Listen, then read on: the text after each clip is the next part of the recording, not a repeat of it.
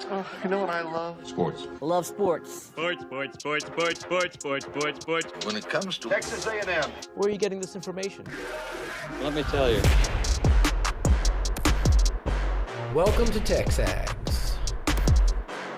I need to talk a little sports with you, Ags. David Nuño here with TexAgs Radio. Billy Lucci here on TexAgs Radio. Olin, Buchanan. Holy smokes, he made that catch. I was like, we're going to go win this freaking game. The best way for us to win is to do it together. Do you realize everybody knows who you are right now? I think we're coming into this year with a new confidence. Schools are like, we're freaking Texas A&M, man. Like, that's about as pretty a throw-catch combo as there is. I saw the safety roll, the slot fade. I knew where I needed to put the ball. You had no other option but one hand at that point. Yeah, man, 50-50 ball, I got to come down with it. You know, if I'm betting on anybody, it's the Aggies.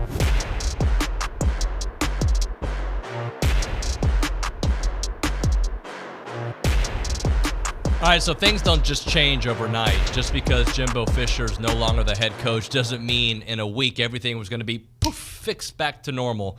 I know that's not what a lot of you want to hear. You wanted to hear, that's it, everything's going to be fixed, but that's not how it works. You can't unlearn what you were taught throughout the season, throughout the year, since January. You obviously cannot just change things on a dime. You can't completely redo an offense in that time. You can add some wrinkles. You can change up some things.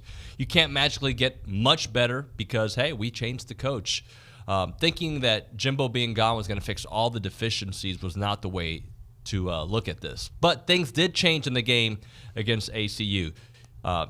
Those players wanted to play for Elijah Robinson. That was evident. From all the things we heard from players, how we saw them play. They wanted to win for each other. Again, another tip of the hat to Elijah Robinson, keeping this team together. And it appears that this team is playing together not knowing their future. They're not caring about their future. So what does it mean for the future? Just that. This team's going to play and play strong. They may not have the offense to keep up with LSU, but they might have the defense to maybe limit them. So we'll talk about that this week, plus, of course, the coaching changes here on TexAgs Radio, presented by David Gardner's Jewelers in the Rollo Insurance Studio. It's the Go Hour, presented by The Warehouse at CC Creations. I'm David Nuño here on Monday, November the 20th, 2023, and Olin Buchanan, our Heisman Trophy voter, is with us. OB, good morning, buddy. Well, good morning, David. What's up with you? Not much, just starting to.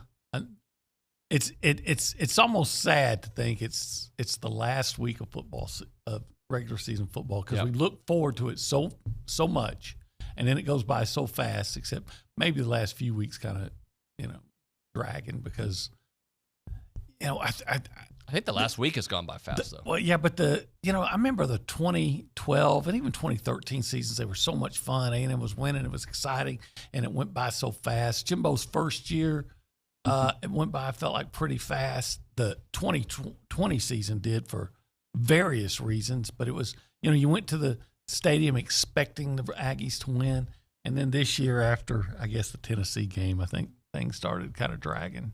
But here it is, and it's the last game, and it just, after this week, there's a bowl game. There'll be an obscure bowl game. Maybe we're driving over to Houston, and then you go into that long wait again, and there'll be hope building up over a period of months, and there'll be optimism, and maybe it'll be rewarded, and maybe not. But here we are. After that off season of optimism and possibilities and all those things, and it's almost over. Imagine this scenario, though, all right? Because a couple weeks ago, there was nothing but dread, right? Like, I have no hope. This team ain't going to do anything, right? But now there's a little optimism because there's a coaching change, and maybe a new coach will come in. And maybe you win against LSU. Oh, okay. I'm intrigued by the offseason. Oh, and maybe because of that, and you hire the right guy, signing day actually is a success again, and which, by the way, they've been very successful the last few years, but you continue that with a different coach. Now you're going into the offseason thinking, okay, hold on. Maybe we are this 9, 10, 11-win team that we've been talking about. Well, I'd say this, and I know there's a whole lot of things to be that's going to go. If I'm the new coach, okay, I've got a whole lot of things I got to do right away, but I'm not saying at the top of my list, near the top of my list, I'm calling up Moose Muhammad. I'm saying, look. I love you, bro. Look, I know you got things on your mind, but let me just tell you, I want you to stay, and I'm going to throw you the freaking ball because I know you're going to go up with one hand and catch it if you have to more often than not. There's a lot of things about the Jimbo Fisher era that befuddled me. And near the top of that list, not saying it's at the top, but near the top of that list is after what we saw from Moose against LSU last year, what was it going on that kept you from playing this guy? Look, and I know it was Abilene Christian, so it was. But he makes plays, dude. But that one-handed catch, that doesn't matter who you're playing. You have the athletic ability to make that catch. What is going on where a guy like that can't get on the field? Well, let's get into the highlights of this game because it was absolutely the case. Look, it was a slow start, and that bugs me, right? And that goes back to my rant to start off the show. Things aren't just going to overnight change. Mm-hmm. Slow start, but when you consider the week that these players had, and you consider the fact that they probably, this is not a game that they were scheming, right? They're just like, we'll try some plays. We'll get as many kids in there as we can. We'll try to get just be smart, not get injured. I'm okay with 38-10. I didn't love the way the game started. Nobody did. By the way, LSU, who ended up demolishing, who was it they were playing? Georgia State. Georgia State. It was 14-14. Was it at the end of the first quarter, start of the second quarter, I believe it was, 14-14. Then they turned it on. You could have been Auburn. Yeah, well, this is true. My point is, this team, they did everything they needed to do. And when it comes to the Moose Muhammad play in particular, we know this about Moose because he visits the studio a lot. This is a good kid, right? From all indications, this is not somebody who had problems last year that had to be kicked off the team or had to move to another place. This is a very good player. And for whatever reason, he couldn't see the field under this regime often enough. And my thing is, if you make plays every time you're out there and you're a good person and you don't really if there's some fundamental issues there, work it out, get that kid out there. I'm not even saying he had to start because I know you're loaded at receiver and those things. And Noah's had a good year, and of course, Nice is going to play, and Evan Stewart's really good when he's healthy. But 18 catches up until that game, 18 catches in 11 games or 10 games. That's dumb. That just didn't make sense to me. It never did. I thought that A&M. Look, first of all, I'm sure they played Abilene Christian as basic as possible. Number one, because all the issues throughout the week that was going on. Yep. Number two, because you got LSU next week. You want to look basic before LSU. If you got any new wrinkles, you're not going to bring them out for Abilene Christian. Right. That said, I think you should be able to go out and pummel Abilene Christian being vanilla. And I think it's a huge alarm when on the second play of the game, a blitzing linebacker gets a free shot because once again, your offensive line doesn't even check to see if anybody's coming from that's basically the same blitz that that Connor got injured and lost for the season. Basically, it was a linebacker, not a safety, but it was coming from that side, and no one even looked. Well, something in the teaching isn't getting through. I'm going to say it. Adazio got to go. Adazio got to go. How many times you got to see that shirt? Never mind. Go ahead. How many times you got to see it to say either? Look, these are guys. The players are guys every program in the country wanted. They're not coached well. They're just not. Well, the first domino fell, which was Jimbo. This staff is going to look different. I don't know what to think about the defensive side of the ball. I don't know if they keep that crew or not. It's going to all depend on who they bring in. I feel pretty confident that Elijah Robinson's got a job here with this team, though. Oh, yeah. He has to. If you don't, everybody involved is a buffoon. If Elijah Robinson, unless they done everything they can short of making him the head coach, right? And maybe you need to do that, but everything you do short of making him the head coach, if he still chooses, and there's nothing you can do about it. That's one thing. A couple of things about this game that I really liked. It was one of these games that some people have been asking to see more of. And by more, like having that moment, we saw Reuben Owens. Absolutely. Agree. Moose Muhammad, right? Moose Muhammad. Yeah. And Jalen Henderson, by the way, he didn't have the game that he had against Mississippi State. But I will take 260 yards, 2 touchdowns, and I guess they gave him the pick. I guess it wasn't a fumble. But is that on him? No. Absolutely not. One of the things that was on him is I think he held on to the ball a little bit too long a couple different times. Okay. That led to some sacks. Well, he was a third-string quarterback. Exactly. You get down to your third-string quarterback, usually that's going to signal there's going to be some issues. If you're 2-0 with your third-string quarterback, I'm not even looking at the competition. I'm glad I'm 2-0 with my third-string quarterback. And I think, considering the circumstances, he's played extremely well. 100%. That is Coffee Talk, presented to you by TexAgs Coffee. Beat the hell out of morning by going to texags.com/coffee. Let's get the what number texter on the hotline? 979-693-1150. Give me a number. Number 7. For you know Moose what? For Muhammad. Moose, who was freaking loose for a change. Loose. The 7th texter to say TexAgs Coffee will get themselves a free batch of our TexAgs Coffee. OP, let's go back to 3 things we want to see from Friday revisited. Okay? I don't know if mine came out the way I had hoped, but it was. I mean, they're not bad. Jalen to continue to grow as a quarterback, accuracy, poise, etc. Sure. When he was given ample time, he was really good. He made big plays. Yeah. How about this one? Forced turnovers. None. I was shocked. I was shocked too. That one I was a little disappointed with. The defense did exactly what they're supposed to do, but I was not impressed with the defense at the same time. You know who I was impressed with? Who's that? I was impressed. His name Keith Patterson, the Abilene Christian coach. Yes. They had a great scheme. They did. They really did. They knew what they couldn't do. They got rid of the ball fast. I thought that he, if I was the athletic director at Abilene Christian, I would have. That guy earned a bonus. He was good. He was pretty good. Of course, a bonus at Abilene Christian might be $500, but okay. I'll take it.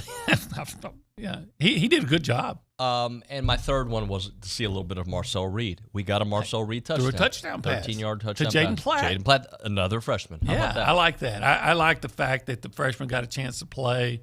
I like that Marcel Reed can run. I think Marcel Reed needs to get into the weight room. They may need a new strength and conditioning coach to get him where he needs to be. Do you know who the strength and conditioning coach is? Isn't it? Because I don't know. Johnson's dad. Brad? No, not Brad Johnson. No, the Chance Johnson's dad. It ought to be Brad after the way I looked at the way Brad looks. I'm just saying that, everybody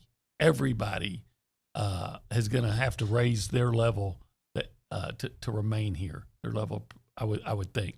But I like Marcel Reed. I like his speed. I think you got something there with this kid. I like him too. I like him as well. Brandon Sanders in charge of strength and conditioning at Texas A&M. I believe Chance Johnson's dad is one of the coaches on there as well. All right, maybe make him the strength. I don't know. They got to do better. Let's do this. Let's open up the phone lines, 979-693-1150. You can call us on the Brian Foley Law Hotline, 979-693-1150. It is the Go Hour presented by the Warehouse at CC Creations. We go around the room to say hello to the people. We say hi to Nick Savage. Nick, good morning, buddy. Howdy, good morning, y'all. What's going on?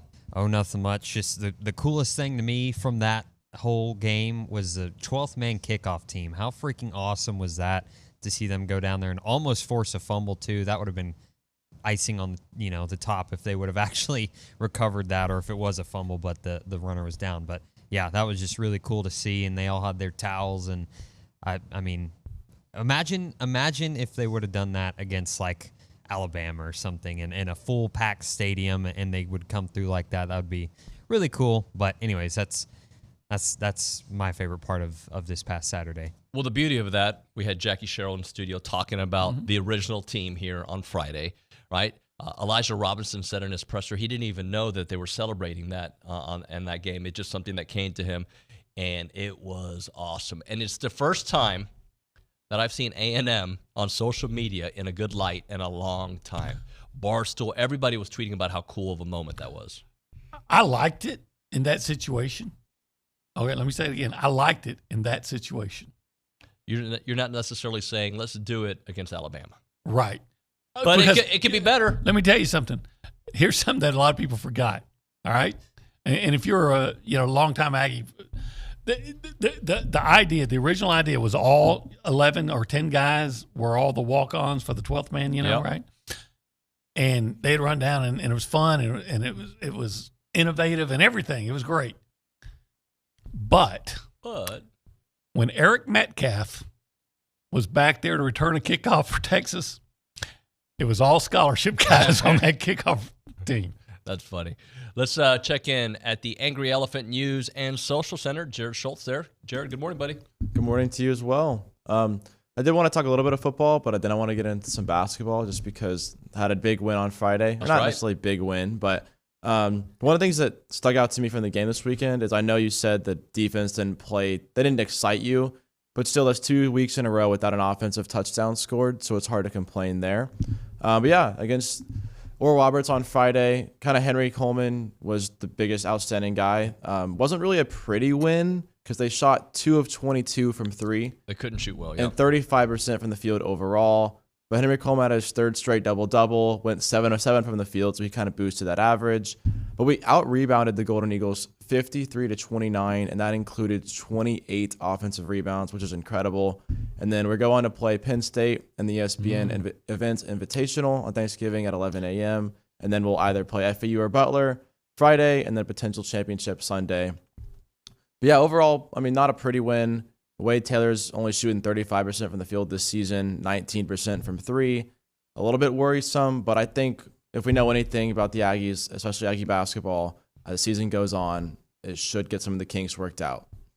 Okay. What concerns me about Penn State, we were there.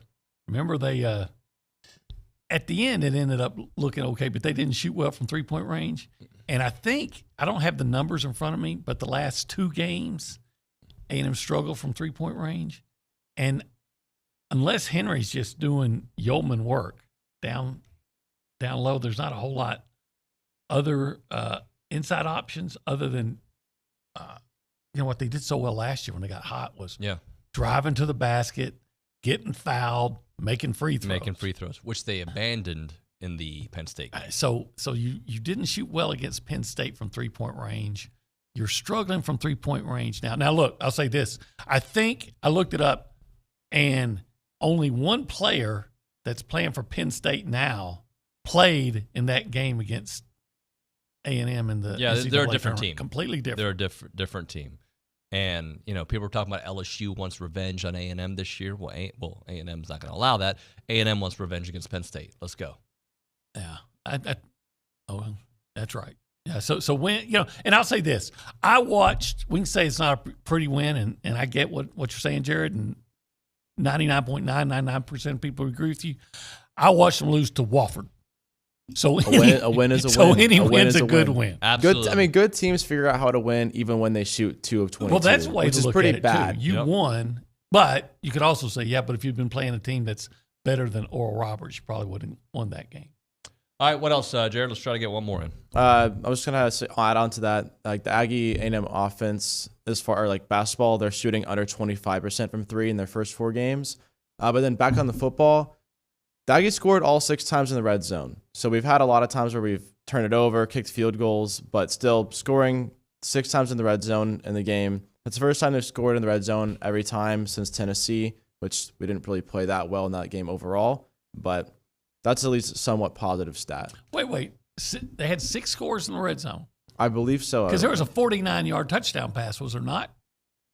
I mean, let me triple check on that, but let's see. Red zone. 5 for 5. A&M was 5 for 5. Yeah, 5 for 5. Okay. I'm sorry, Jared. I must have missed one. My bad. No, it's all right. See what had happened. Well, when he caught the ball, he was in the red zone, and then he ran it in. There you go. All right, let's hit a break. We're going to come back with more. Let's go over some of these candidates, OB. There's a lot of names floating out there. All right. I know your favorite candidate. I'm kidding. I was going to say it's the one in very West Coast that is 7-5. I think they are right now, or whatever they are. Is USC 7-5? Is that what they are? Yeah, they are. Good. A&M has a better record than right now than USC. Well, let's finish at a higher record. Right now, let's talk Fargo's Pit Barbecue, 1701 South Texas Avenue in Bryan. Open Tuesdays through Saturday. I am sure they're probably closed on Thanksgiving. They're closed today. They're closed on Sundays, but when they're open, the food is delish. I like it. I know you do. I do like it. Of course, I especially like it on Tuesdays and Saturdays if I'm able to get the rib tips. I think they're phenomenal. Yep. I think they're life-changing. I think they're meat dessert. But I love the chopped beef. I love the chopped beef sandwich, and I've had it there, and I love it. They'll give you a big old pork chop on Thursday, but not this Thursday. Like you said, it's Turkey Day. Man, you should have got. Maybe you ought to call up early though and see if you can't get some of that macaroni and cheese. Take it home with for you your Thanksgiving for your party, Thanksgiving celebration. Cater that with some macaroni. Oh, bro. Yeah, and of course they'll have the pork ribs that I like, and they'll. You know what? If you got enough turkey on Thursday, maybe you're gonna want some 4Cs on Friday. Oh you yeah. can get the catfish, coleslaw, corn, and crunchy hush puppies. Crunchy hush puppies. Crunchy hush puppies, baby. 1701 South Texas Avenue in Bryan, without a doubt. The what? The best barbecue in the great state of Texas, which i.e. makes it the greatest barbecue in the world. Finish this sentence. That's your trademark. That's true. It's Fargo's.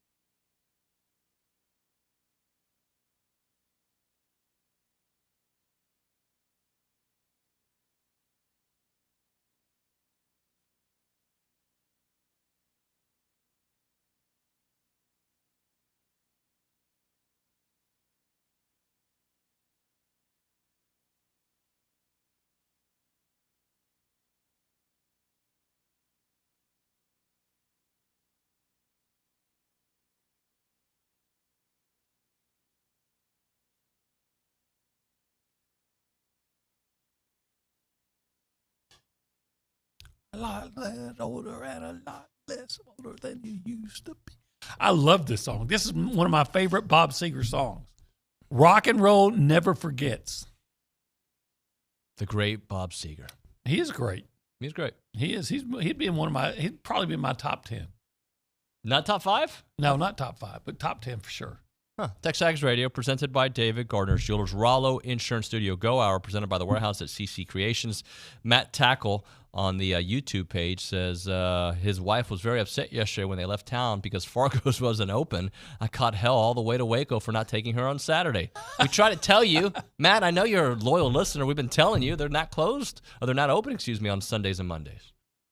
So, but next time, be sure to call ahead on Saturday and reserve you some rib tips.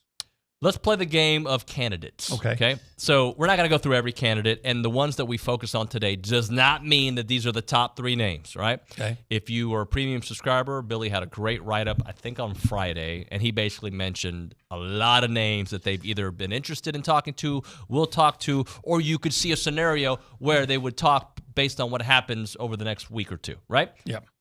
And we did Luchador yesterday. I think Billy still feels pretty confident that a hire could be made by a week from today. Well, he said that he didn't think it'd be out of the question that the guys know who the coach is when they're playing LSU. LSU, yeah. So throw out a couple names and just kind of talk about the yay and the nay. Okay. Mike Elko is a yay for many people. Some people have soured on him because of the way Duke has fizzled down the stretch. Also playing without Riley Leonard for a big chunk of the season. That makes a difference. And he also, I think only 4 times in Duke's history have had 9 wins. He has one of those. He's at Duke. Yeah. What do you expect? He's at Duke. Other than John Wayne and Ellington, when do you ever hear anything good about Duke? Basketball. Okay. Yeah, I know. Okay. Krzyzewski. You got to get a coach that nobody's named. Nobody can spell his name. Not even his parents. And like you said, they've got they're down to their backup quarterback at Duke. He's young. He's 46. I don't have an issue with Elko. I kind of like it. I like Elko as well. Yeah. I do.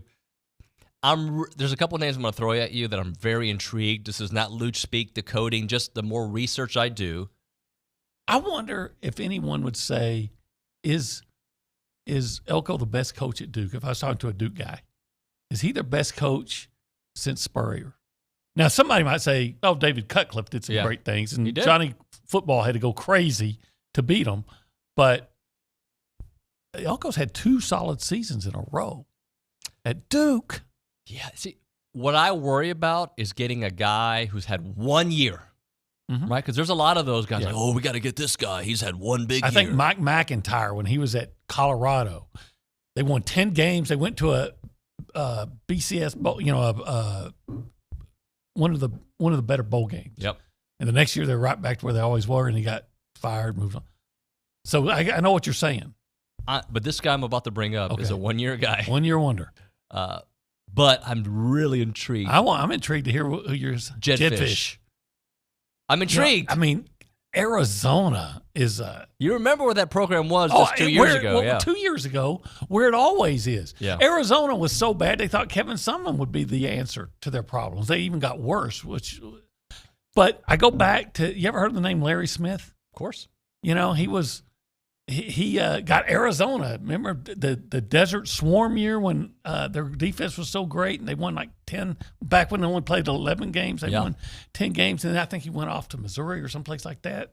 Maybe even he went other places and never really was good anywhere else. They are 8-3, 6-2 in conference at Arizona. They play a lot of freshmen. A lot of their recruits are playing out there.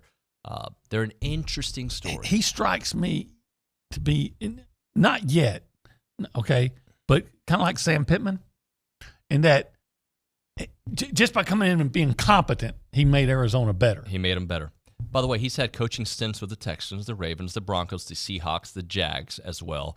Doesn't have a lot of time in the SEC, although in '99 did work for Georgia for a little bit. So that being said, I'm intrigued by the name. I'm intrigued. Okay. Yeah, I'm intrigued by the name. Sound a little bit too much like the predecessor, but okay. Look, I said it before. You know what? I will put a life preserver vest on right now too. I said it before. No matter who they decide, I don't care how big the name is or how obscure the name is, I'm going to have no reaction other than, okay, let's go win. Well, that's the end of the show, folks. Thanks so much. I'm kidding. No, that's my personal reaction. Jeff Traylor, he's an interesting name because of the amount of hate and love I see him get. He's done it at UTSA. He might be awesome. The tip of the cap there is the guy is really good with the high school coaches in the community, did it at high school, is doing a really good job at UTSA. Some people don't like the way he does his press conferences. I just want my guy to win. Right. I don't care. You know, fundamentally, I'm supposed to have a problem with him because he's from Gilmer and I'm from White Oak, and there's kind of a issue there, right? I don't care. If you can come in, I'll even celebrate you as a Buckeye. If you can come as a Gilmer Buckeye, if you can come out here and win for the Aggies, you know, everything would be forgiven. I'll say this: Traylor's not been a one-year wonder. You know, his first year at UTSA, I think they won 7 games. Okay, that's pretty good because you know you got to figure they're always playing 2 or 3 games that they have no chance to win. And then the next year, they won 10. 10. And then the next year, did they win 10 again or 11? And then this year, they lost their starting quarterback. They've lost a couple of games, but then they're winning too. They came back. Have they won 8 now? I think there's 7, I believe. Is it 7? But I know they got, what's that quarterback's name? Frank Harris? He's really good. So I would not have any issue. They're 7-0, 8-3 overall. So they've won 8 games. 7-0 in conference. And they've won 7 games when playing guys their own size. Yeah. Right? So I would have no issue with that at all, just like I'd have no issue with Elko or Fish. I'm going to see if you can guess, and we got to hit a break after this one.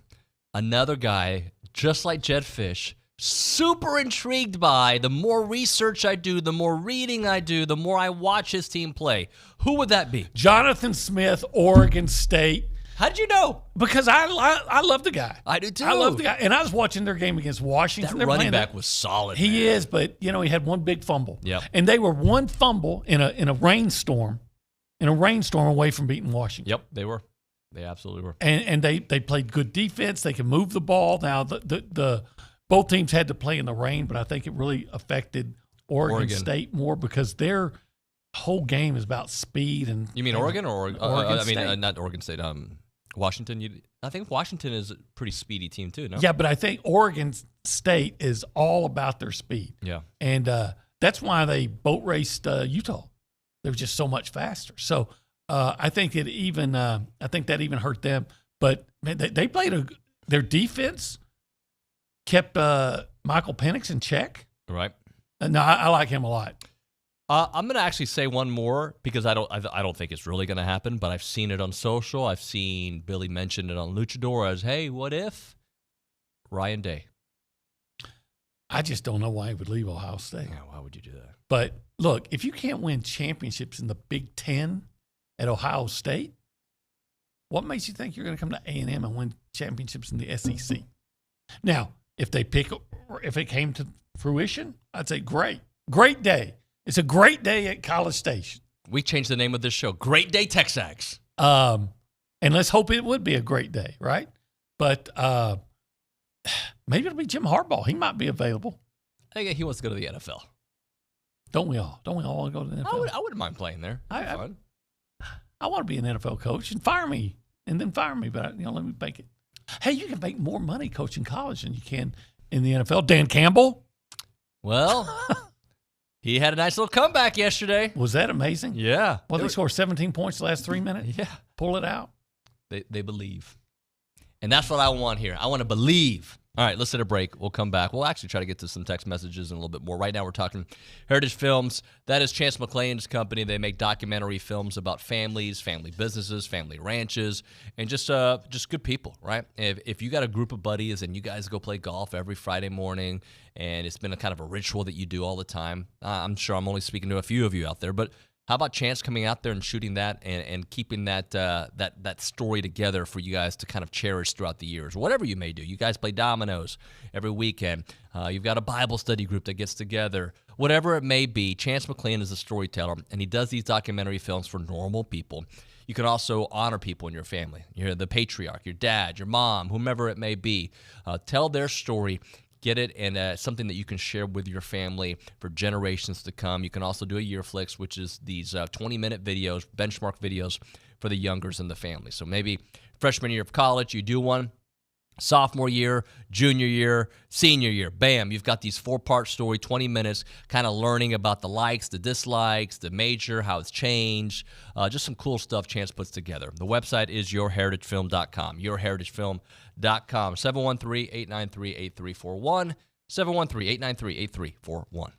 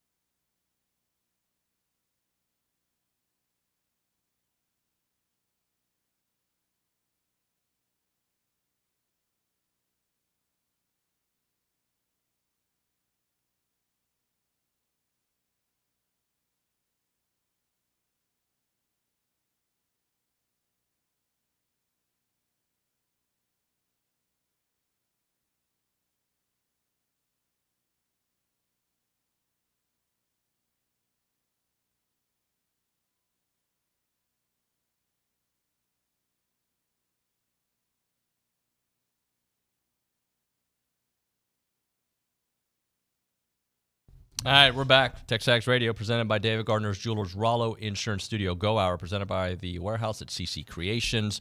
Maroon never looks so good with Maroon U. All right, Olin, let's do some thumbs up, thumbs down with college football games. Let's do. All right. It was kind of a bad week. It wasn't a great week of college football, but there were some great games. There were some good games. Georgia, Tennessee went exactly as I think we all expected it to do. Absolutely. Tennessee, I mean, Georgia's flat nasty.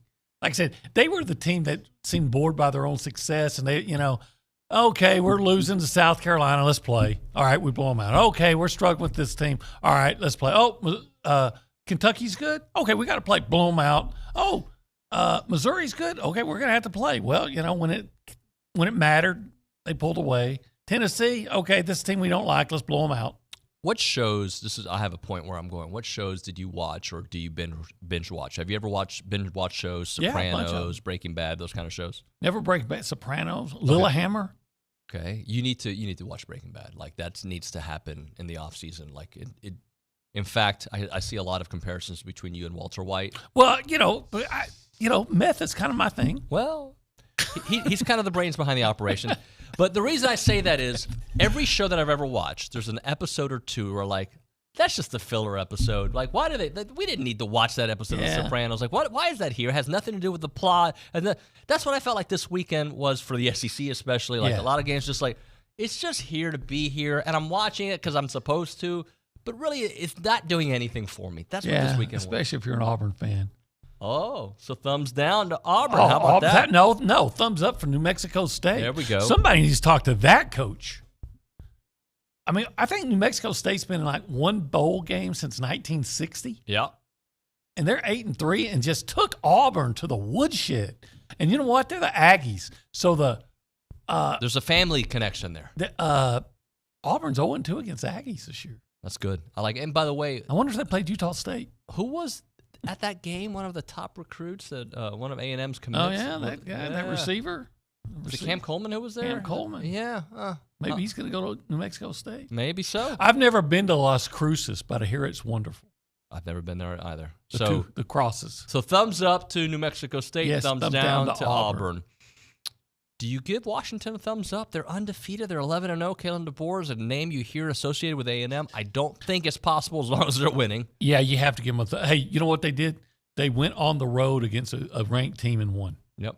So, yeah, you got to give them a thumbs up. And I'm telling you, Michael Penix, I am still leaning. The last 2 weeks, I'm more Jaden Daniels in this conversation than Michael Penix. I think Jaden Daniels should be locked up. If A&M locks him up completely? I think it should be his to lose at this point. Now, not everybody's going to agree with me. I saw some buffoon of course, he had Oregon ties. Yep. Was saying that Jaden, he's this guy from Oregon. Oh, I saw that tweet. Yeah. And he said something like, he wouldn't start here. And I'm like, what are you talking about? Bo Nix was an abject failure in the SEC. And now he goes play Pac-12 teams, and just look where they rank in Pac-12 teams ranking total defense nationally. They're horrendous. And you're going to dismiss what Jaden Daniels is doing? I mean, I know he's at LSU, but, hey, I go back to Sam Montgomery. Sam Montgomery looked at Johnny Manziel and said, hey, Johnny football, Heisman, give it to him. And don't carry much as weight as Sam Montgomery, both figuratively and literally. Right. But Jaden Daniels, Heisman, give it to him. Yep. No doubt about that. I'm going to give a thumbs up to Florida State.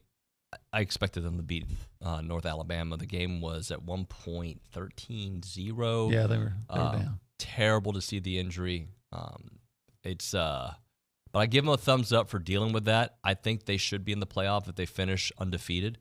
But to be able to lose your starting quarterback, Jordan Travis, and manage that situation, and not that you beat a North Alabama team, but just to deal with that in the background of, and you saw how horrific. I don't know if you saw the injury; it was horrific. The guy that was one of the 5 favorites for the Heisman. Yeah, I mean, he wasn't going to win the Heisman, but he had a chance to be on a team that, quite frankly, could win the national championship. I wouldn't have bet on them. And now there's this question of, would they be in the playoff even if they were undefeated? I think they got to be in the playoff if they're undefeated. There are those that are going to say, well, no, but they've got, they're undefeated, but they don't have their starting quarterback, so they're not as good. I'm like, I saw Ohio State win a national championship with a third-string quarterback. Yep. You don't know what's going to happen. You don't know. And I hate that. Hey, by the way, third-string quarterback here. You don't know what's going to happen this weekend. That's true. But I hate that there are those that think that's the criteria. Because, you don't know. It's like you can't say, well, this team is well, I always say this. If you're going to dismiss a team that's undefeated, why even play the season? Right. Well, this team looks better to me. Oh, really? It looks better to you, huh? Well, some chicks like a bald guy and some don't. Really?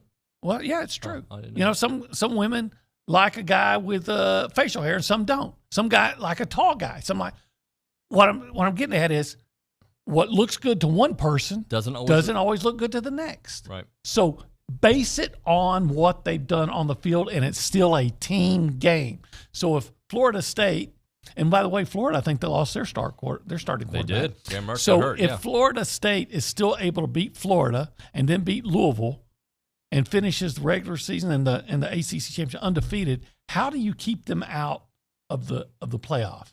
You can't. You cannot keep it. It's there. I understand.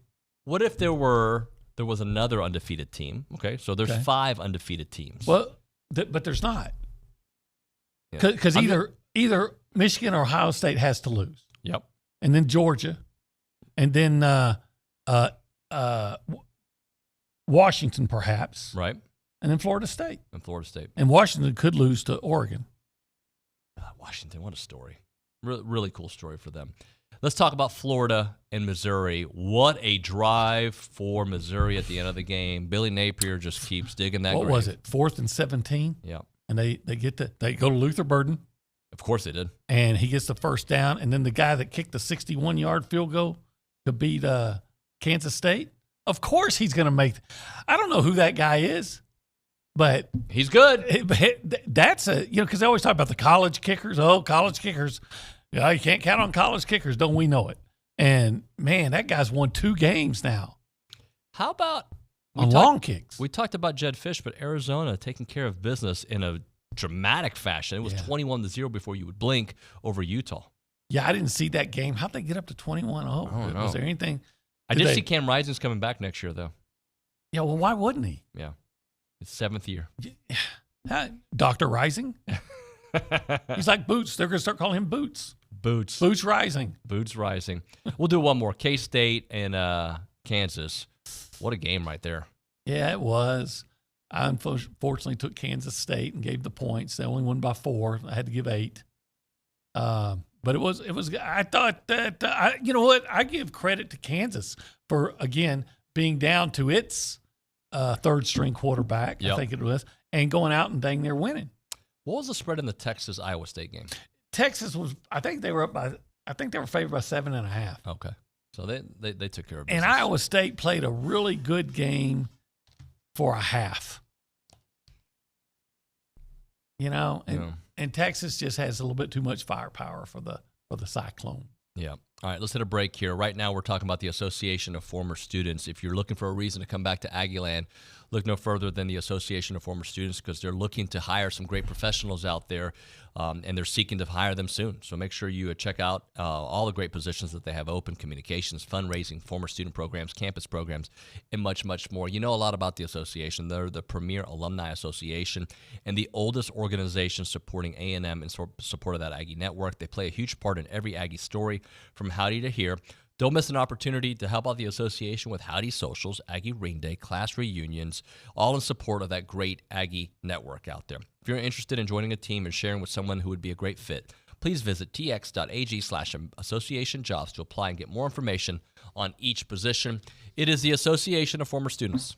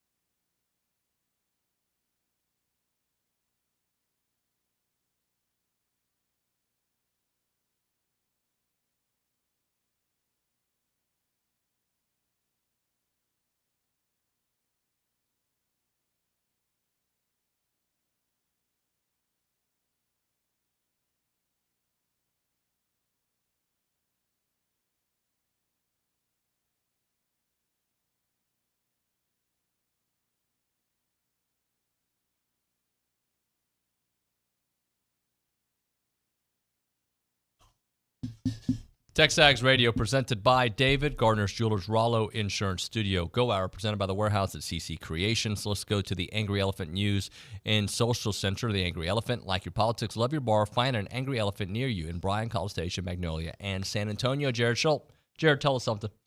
Matt in Houston texts in. He says, Traylor's a better candidate for U of H, not A&M. How do you know that? I mean, why? Because he had won a national championship and 10 games in a row for like 6 years at a Power 5 school. Well, the guy that did that, you just fired. So again, how do you know that? There is an inexact science. You don't know. Look, I'm like you are. Whoever they hire, I will be intrigued by. I've used that word a lot, but I need to see it. And I know that people don't like when I got, but that's the truth. Can you fix my offensive line? Because if you fix the offensive line issues, fix a lot of problems. You're going to fix. Jimbo could have worked here. This particular Jimbo, with all the issues that you saw, if the line was good, A&M would be good. If Jimbo had said, okay, I'm going to change my offense, let somebody else run it, let somebody else bring in somebody else to run the offense, and not just call plays, but to overhaul the offense and bring in an offensive line coach that could get the job done. But I honestly think even with this offense or last offense, and I didn't love last offense, don't get me wrong, they didn't.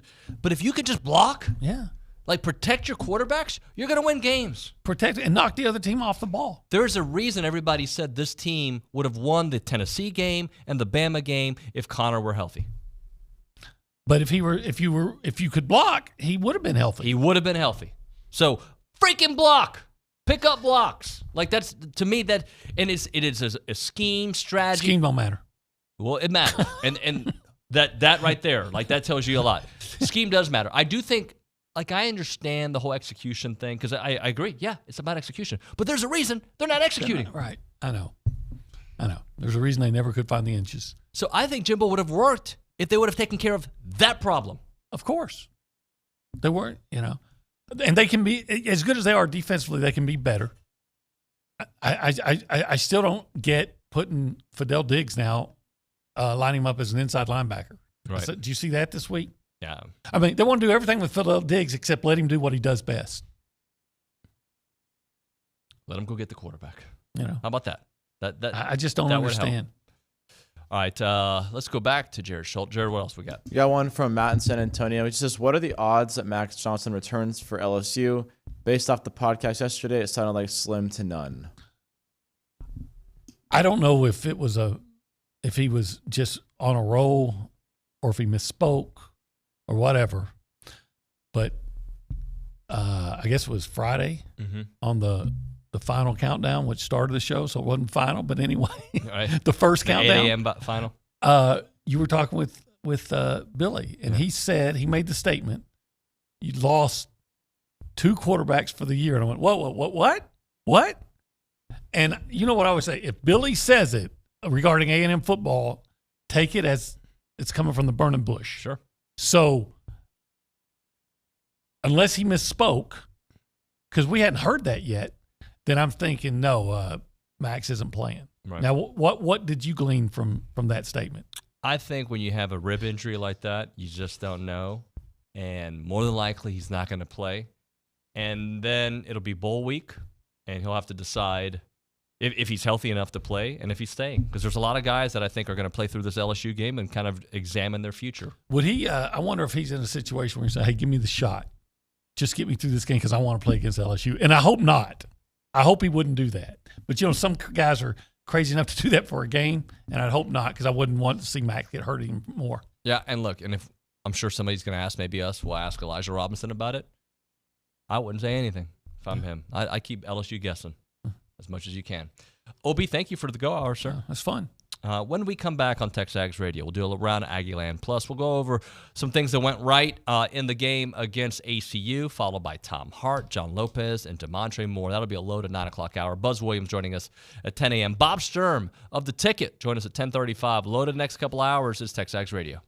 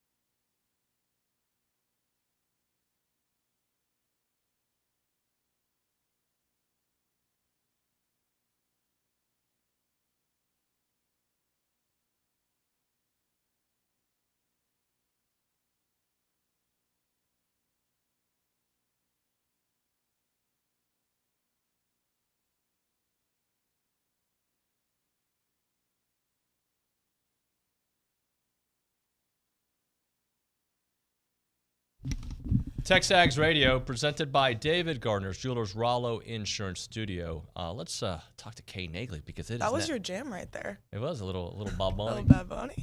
Latin Grammys the other day. I'm sure nobody in our audience was watching. Maybe I was. Did he win? He wasn't nominated because his album came out a month before. I was gonna say normally he would like clean up. Yeah, no, he was not nominated. It's time for Around Aggieland, presented by Normandy State Bank. Normandy State Bank, rock solid banking. The website is normandystatebank.com. That is the website. So, Kay, not a lot of football on campus, but what do we have going on around Aggieland? Yeah, well, like I said, or like y'all talked about, Aggie football will turn their attention to LSU and potential Heisman candidate Jaden Daniels. He could post 500 yards and run all over, but their defense may not be able to hold A&M. We'll see. So that'll be an interesting one to watch this Saturday. Other than that, we touched on it a little bit earlier, but men's basketball is off to a perfect start. 4-0, that is the second time under Buzz Williams, as they defeated Oral Roberts 74-66. They were 4-0 last year too, right? I believe. Yes, yeah. That was the first time, but then they had some slumps in December. So hopefully they continue to be strong through November and December, and they have a big test taking on Penn State. That is a rematch of the last year's NCAA tournament. First round, that will be through the ESPN Events Invitational. They play Penn State on Thursday morning, Thanksgiving at 11 a.m., so a good little way to start your Thanksgiving. That will be on ESPN. And then if they will either face Florida Atlantic or Butler in the second round, and then the final round takes place on Sunday with the possible opponents of Iowa State, VCU, Boise State, or Virginia Tech. A little Buzz Williams moment there. But all 3 days of action will be on ESPN family of networks, so you'll be able to catch some Aggie basketball. Women's basketball, second-year head coach Joni Taylor and the Aggies look to maintain a perfect record at home tonight. They will play Houston Christian at 7 p.m. Make sure to come out to read and support your Aggies. They lost one on the road, unfortunately, last week, but looking to bounce back and keep the non-conference going. Yeah, Purdue. They were an NCAA tournament team last year, so it was a good early test. Soccer, unfortunately, their season came to an end on Friday as they were scoreless against Florida State. They are the overall top seed at halftime, but ultimately gave up a goal in the 55th minute to fall 1-0. With the second round exit, the Aggies finished the 2023 season 10-8-4 overall. So as much as you can, I mean, Giger area has been killing it often, but you hope to have a better than the second round exit, but wishing them all the best of luck in upcoming seasons. Aggie volleyball now dropped its 7 of last 8 matches, unfortunately. They're going through a slump right now. Yeah, they're struggling right now. Falling in straight sets to number 8 Tennessee was a very good opponent. That was yesterday. A&M volleyball, it's crazy how fast all these sports are coming to an end. They will play their final home game of the season on Wednesday against Ole Miss. So if you have not seen Jamie Morrison and co, highly encourage y'all to get out to Reed and see what he's working up over there. First service set for 6:30, like I said, at Reed against Ole Miss. And then cross country, a little update on our boy Eric Casares. He did finish 130th, which in the NCAA championships, feel like that's a pretty good spot to fall on Saturday. And then the women's cross country team placed 30th, like I said, at the NCAA championships. So a lot going on. We got Thanksgiving coming up, so students should start clearing out of College Station. I know a lot of the Do you guys have class this week at all or no? We have class Monday, Tuesday, and then Wednesday is like a reading day. So, but a lot of students just head on home. And when is the last day of school? I believe it's like December 10th, 13th, like in between 14th. That's finals area, so a lot of people anywhere in that range. A lot of people start heading out. So. Okay, thank you very much. Of course. Let's return to the Angry Elephant News and Social Center. I know we got some text messages of people who want me or us to discuss certain candidates that we haven't discussed. Jared, take it away, buddy. We just got one from a 254 number saying hiring any coach is a roll of the dice. Even Saban might not win here. I don't know about that. I'm sure you have an opinion, David, but you just can't know ahead of time. Look, I'll take that gamble on Saban. If by any chance, he really wants to move to Texas and, he's like, you know what? I've got another 3 years left of me. By golly, let's go do it. There's another one that they cut. But by the way, let me follow that up. You're exactly right about the roll of the dice. sometimes it's timing. Look, just because A&M has not won, people like to use that as a reason they won't win, right? And that is such a flawed thought process behind it. A&M's got everything in the world at their exposure, that they can get over the hump. They just haven't got the right guy. And that is why all these candidates are coming. It sounds good. Yeah. Like, I had a guy text me yesterday in the media. He was like, so who do you want them to hire? And I'm like, dude, I change my mind every 9 minutes, right? I am not in these meetings. I am not talking to the candidates, but I can see a vision why these candidates would work. So far, there hasn't been a guy who recruits Texas great and has also won at a big school and has done this and done that and done, like, there's going to be, you could poke holes in all of them. Who's going to inspire these kids to stay? Who's going to bring in kids? Who's going to help block, right? If a coach has got to put on a helmet and go out there and do it himself, let's go. Like, again, it's not that hard, especially in the year where, like, you look at the SEC, teams sucked in the SEC. I know Alabama figured it out. And of course, Georgia is Georgia. But there were a lot of bad teams in the SEC this year, and that's what infuriates me so much. Arkansas was terrible. Auburn seemed like the arrow was pointing up. Bad. South Carolina, bad. Look at these teams. Mississippi State, terrible. Tennessee, average. Florida, bad. Kentucky, bad. Vanderbilt, the worst. Can you say terrible again? Like terrible. Thank you. Like, for reals. Like, that's what A&M, not good. Should be good. Would be good if they blocked. I'm telling you. Like, and I think there's talent on that line that it hasn't worked. And if this team protects their QBs, they win games. But again, it goes back to all the stuff that I get so upset about is if it's not this, it's that. If it's not that, it's this. If it's that, I'm done with all that. Please, just figure out the code. And I don't think I've got the answer to it. Look, I've been wrong about a lot of things. I've been right about some things. For 2 years, fix that line and we win. Line hasn't been fixed. Jared, what else? Let's say part of me feels like when you look at it just on paper, it's like, all right, A&M's 4-3 in conference, which obviously is not elite, but it's like, okay, that's not the worst. But you think about who did we beat? And those teams are terrible. Terrible. Let's get to 7131 that wants me to hire or talk about a particular candidate. Yeah, I said, can we please start talking about Gary Patterson as our head coach, the old guy from TCU? Says he checks all the boxes. Did he say the old guy from TCU? Is that what he said? Well, and that's what I said. Oh, okay. I added context in case someone doesn't know who Gary Patterson is. All right, so first. Was that wrong or what? First off. Oh, here we go. No. He is, like, if OP's got a problem hiring Lance Leipold, who's 59, right? 59 is what we decided on? 59. All right. Gary Patterson, it is definitely close to mid-60s. He's not a name that has been mentioned. He hasn't been mentioned at all, and we've mentioned 15 names. He's not one of the 15. So, look, if they decide across the street that's somebody they want to talk to, and we get wind of it, of course we'll discuss it. I'm not intrigued by that name at all. A couple years ago, I would have been. Not right now. I'm in a mode that I kind of am with OB. I'm not saying it has to be a young guy, but I kind of want a young guy. I kind of want one of these. I don't want to, and I really like Dabo Swinney. I do. I don't want him here. I did. I don't. Could I be talked into it? Yeah, but no.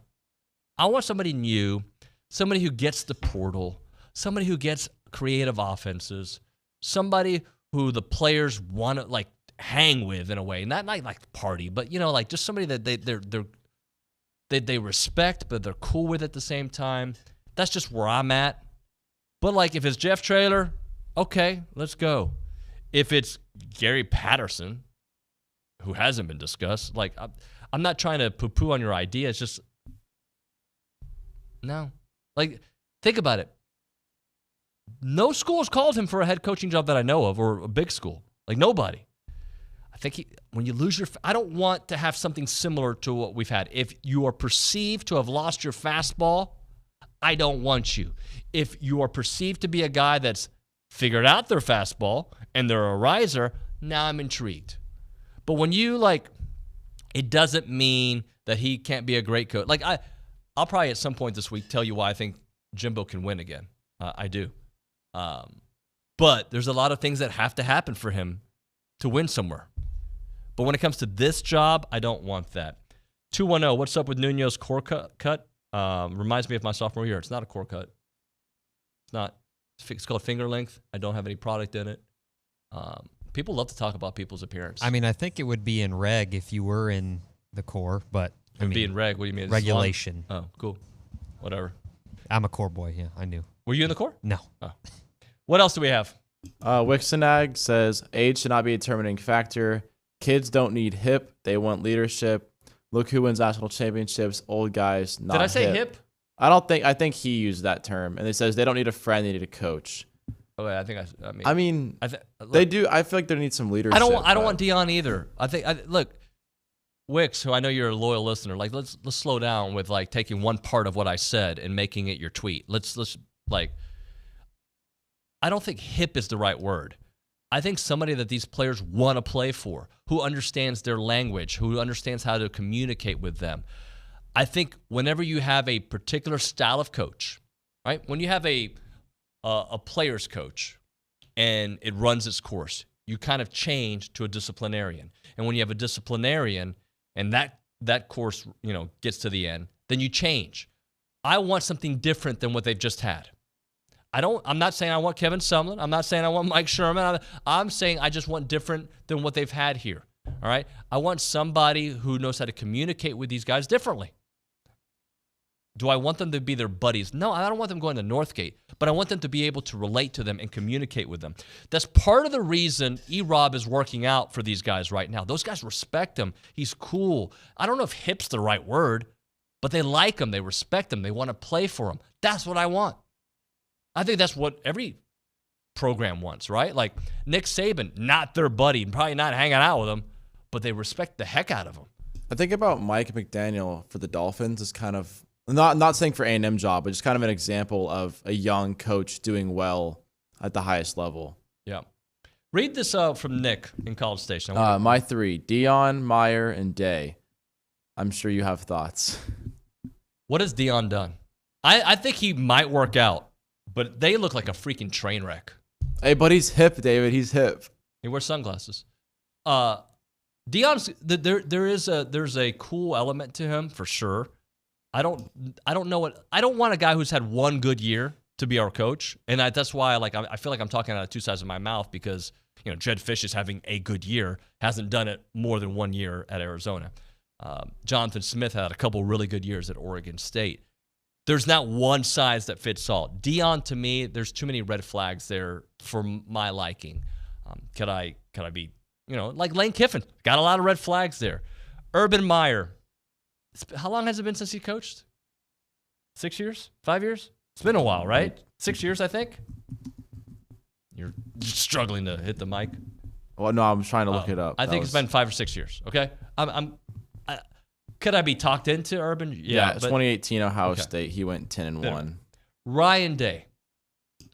Very intrigued because of the level of name he has and his ability to recruit at Ohio State. But OB said it himself. Again, there isn't a one-size-fits-all thing. Like Ryan Day, I can poke some holes in that. I can also be all about it. There isn't one guy that I'm like, this is it. We felt that this was it with Jimbo. We absolutely felt like that was going to be the guy. It's not. Read this 4801 for us, Nick, please. Wait, me or I'm sorry. Yeah, sorry, Jared. What? You're totally confused. The 480. Yep. Louis says Coach Louis says Coach C's a dangerous hire because he doesn't have head coach experience. Neither did RC. That turned out okay. Isn't RC the winningest coach in Aggie history? And isn't Coach Robinson the reason we haven't already seen a massive stampede toward the transfer portal? I think it is a dangerous hire. That doesn't mean it's not the right hire. And that doesn't mean it won't work out. But I understand the danger of it. Like, he hasn't been a coordinator either, right? He's been thrust into this awesome position to be the interim head coach, and he should be given a conversation. He should, and if they go in and shock the world, if you will, and beat LSU, I hope that conversation gets a little bit louder. All I know is I want him on the staff. That's for sure. All right, before we hit a break, I did want to run a couple of things. I want to hear from Elijah, who we were just talking about Moose Muhammad, because as I started the show off with today when OB was talking about Moose, there's certain players that you just got to get them on the field. And if there's some real issues off the field, they shouldn't be there. If there's some issues that they're not doing what you want them, and I'm not saying this is Moose, I'm just talking in general right now. They're not doing certain things on the field, but these guys make plays for you every time they're out there.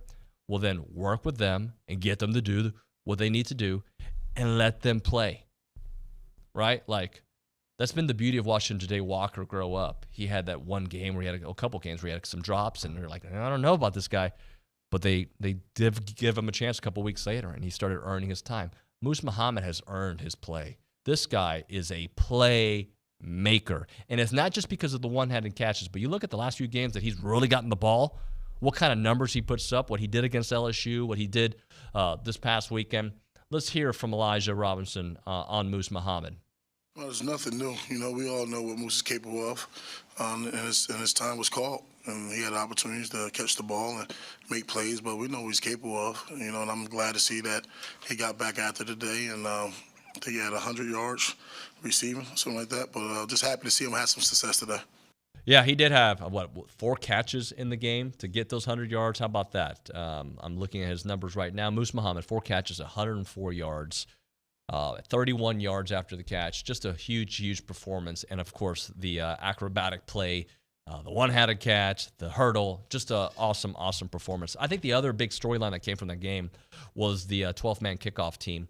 And I think the beauty of that was letting those guys have that opportunity on senior day, on the day that the 12th-man kickoff team was being honored, that first one, and Jackie Sherrill being there and a bunch of those dudes. So let's hear from Elijah on how that all came to fruition.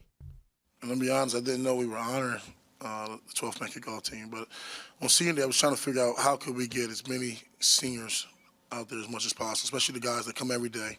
They're on scout team. They get no recognition. They don't get to play a lot. How could we get those guys the opportunity to go on the field? And they'll never forget that. You know, and I was excited to see those guys go out there and have success, and they'll forever live with that, you know. Yeah. What was kind of your impression of, you know, them making that stop, especially on the first time? Man, we're excited. They got the crowd into it. Like I said, Zach comes out every week, and all those guys, and they give us a great look. They don't complain. They're a look team majority of the time. They don't play in the games, but all they do is keep coming back and help us get better. Those are true Aggies, okay? And we had an opportunity to get those guys some playing time today, and they made the most out of it. No doubt, true Aggies. Good stuff there from Elijah Robinson. We'll be hopefully talking to him later on today. Let's hit a break. We'll come back with Tom Hart. Before that, let's talk Brian Foley Law. He's been a long-time listener to TexAgs Radio, been a long-time subscriber to TexAgs.com. Dude's awesome. He's a board-certified lawyer. Only 7% of attorneys in Texas are that qualified, and Brian is one of those. And many of us make mistakes. Adults make mistakes. Kids make mistakes. Kids away at college make mistakes. I'll give you a scenario here.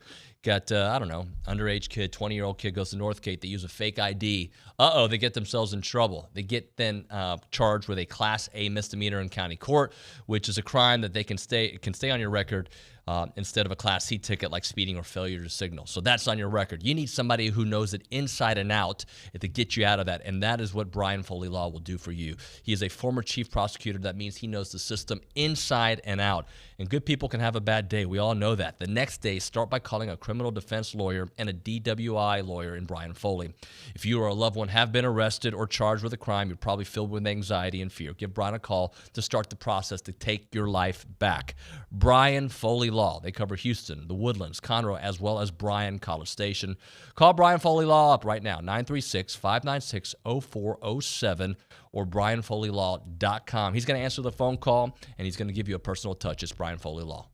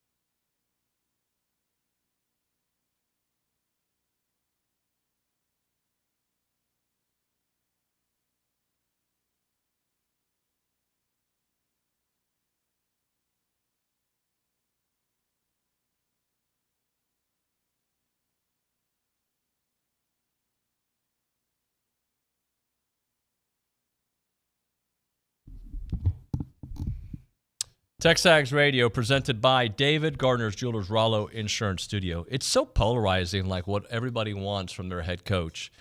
And I'm pretty simple. Like I have some questions I would like to ask. And, you know, what's the philosophy going to be here? What's the offense going to look like? What kind of staff are you going to retain? What's going to be your message to the kids that are, you know, 1 foot in, 1 foot out? There's hundreds of people circling, trying to get these kids to go to other schools. You know, what is your message to Connor Wigman? Those are all questions I want to know. Like, to me, I think Connor and Elijah Robinson, for whoever is hired as the next head coach, is first order of business, right? Like, you keep those guys in there, then I think you can keep the bulk of the crew that you have. But to me, that is where it starts, right? You got to convince Elijah Robinson, if he is not the guy that they end up hiring. And again, I don't know that to be the case. I don't. What if they have an amazing week? You know, I don't know if you should make a decision based on that alone, like one big game. Just like I don't think you should base your decision on whoever you hire on one name either, right? Like, you should not do that. But all that being said, if you are the new head coach, Jeff Traylor, whomever, right? Jonathan Smith, Mike Elko, Ryan Day, Deion Sanders for those that want to see Deion here, Gary Patterson, the one a guy who hasn't coached in a couple years, and I'm glad actually somebody, Rude Dog, who usually sends mean things, actually sends something nice, or just a fact. He said Patterson, no. Bjork said a sitting head coach, so there is that. All that being said, you know, the first level of business should be, and I don't know if, you know, 1A is Connor and 1B is Elijah or vice versa. But you got to keep those two in the mix, right? Connor, this is my plan for you. This is what your offense is going to look like. This is how I'm going to turn you into a Heisman Trophy contender, right? Elijah Robinson, I think you are you're not only well respected, these players love you, but I love your work ethic. I want to keep you around. All right, and then you put those two guys to work. Connor, buddy, we love you. You need to reach out to those receivers, Noah, Moose, Evan, these recruits that want to come here, and you tell them, look, man, I'm buying in, and I'm going to have you reach new levels in this new offense, right? And then somewhere in there, hopefully, you know, they've already established a new offensive line strategy. And that might mean going up to all these guys. That might mean going into the portal. But like if I am, and by the way, this is just something I thought of right now. It's not like I've written a PowerPoint program to figure out what the steps are. But if you get Connor in the fold, you get Elijah to stay around, and then you put them to work to keep your crew here, right? You know, Elijah, talk to Walter, talk to the rest of the guys, because there's going to be some guys that are moving on. More than likely, and I'm talking about just because of the next level. More than likely, we will not see Anaya Smith play at Kyle Field again. More than likely. I guess he could technically return. Edgerrin Cooper could also move on. There's players like, you know, McKinley Jackson, probably going to be a first or second round pick in the NFL draft. He might move on. So there is that part of it, right? So what can you keep? And it starts by getting your dudes.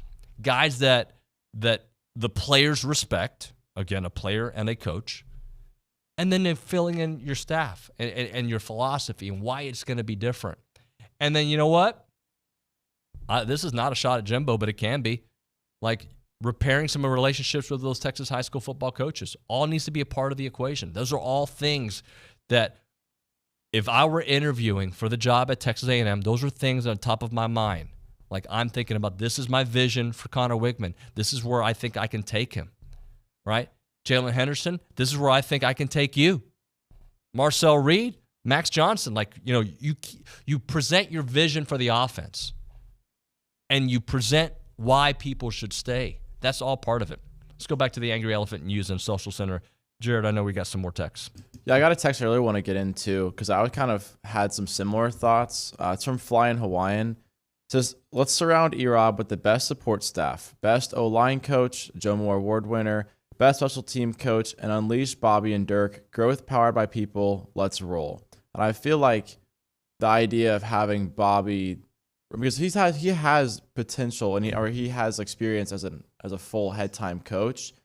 He can use that as well. And you have, like you were saying, like I don't know, you didn't want to use the word hip, but kind of the guys that can lead the team, the players all love. They'll love to play under E-Rob. And if you have that kind of extensive knowledge of Petrino and Durkin to run the offense and defense and special teams, then kind of, I guess it becomes, what is the role out of your head coach and what do you want from them? Well, like my only hesitation with that is it feels too much like what we already have, even though it'll be different, right? So I need to know a little bit more. Like, all right, Bobby, if we let you do your thing completely from January on, why is it going to be different, right? But I'm not against the idea. And if it's another head coach, by the way, he's going to want to bring in his people, right? He might want to keep Durkin. He might want to keep Petrino. He might want to keep certain guys, right? Like, I don't know. Like, every person's going to have. But he might be like, nah, I'm bringing my OC, right? Like, I'm bringing this dude with me. And there's some good names out there, some OCs that come out here. You'll be like, oh, okay.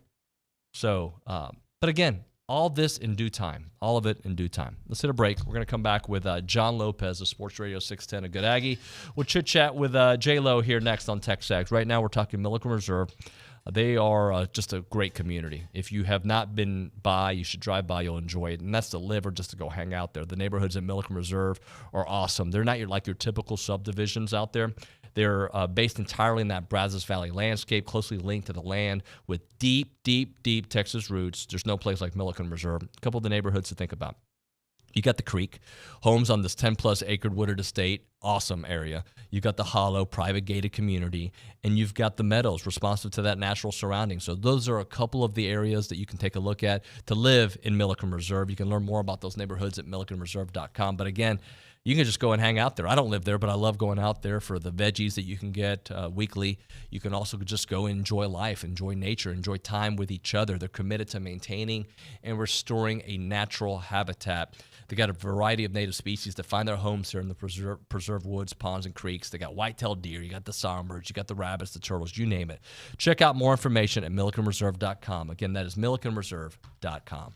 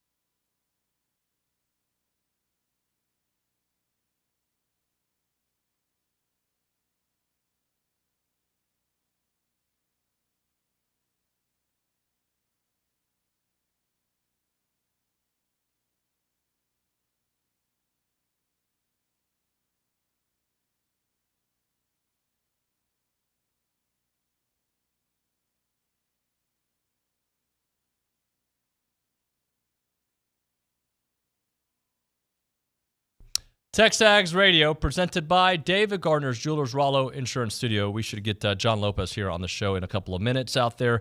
I did want to read this. Bigelow, one of the coaches on the YouTube staff, I joked, the chat room. He talks a little bit about how Lincoln Riley, let me see if I can find it, Lincoln's offenses are always detrimental to his defense. That's been the case for sure. And, I don't know how much blame Alex Grinch gets, but Alex Grinch isn't there. But like I made an excuse for A&M, you fire a guy, it doesn't mean that everything is undone at that same moment. That all being said, I did expect way more. The way they have just completely been a disaster when it comes to their team down the stretch. I mean, nobody expected that kind of year for them. Nobody did. John Lopez, by the way, will be on the program here in a moment. So just so everybody's aware, we'll have J-Lo here on the show. But he says, Lincoln, yes, but Jeff and Jed are both doing good jobs. Not saying they're good fits here, but in general showing to be capable head coaches.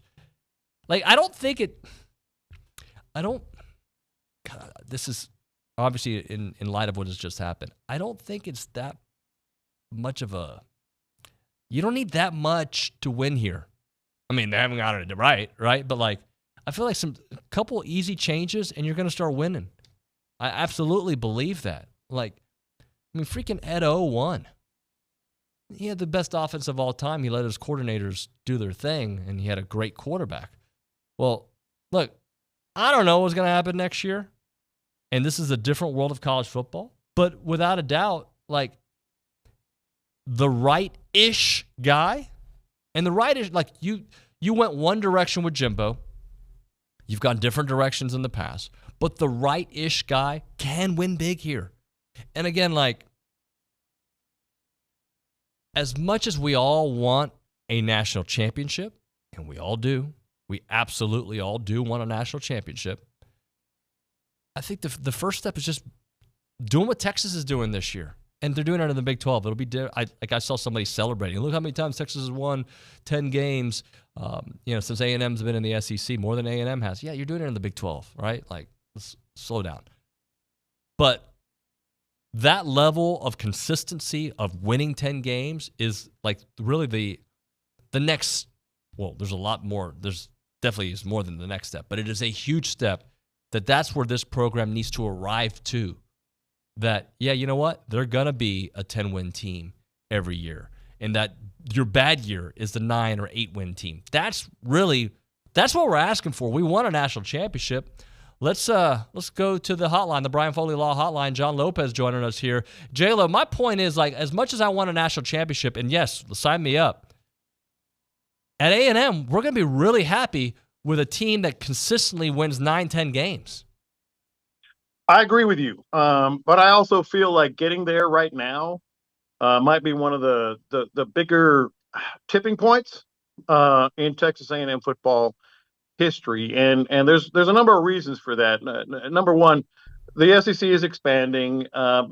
Forget okay, it's Texas, whatever. It's Texas and Oklahoma, two big time programs. Don't put names on them. Two big time programs are coming into the SEC.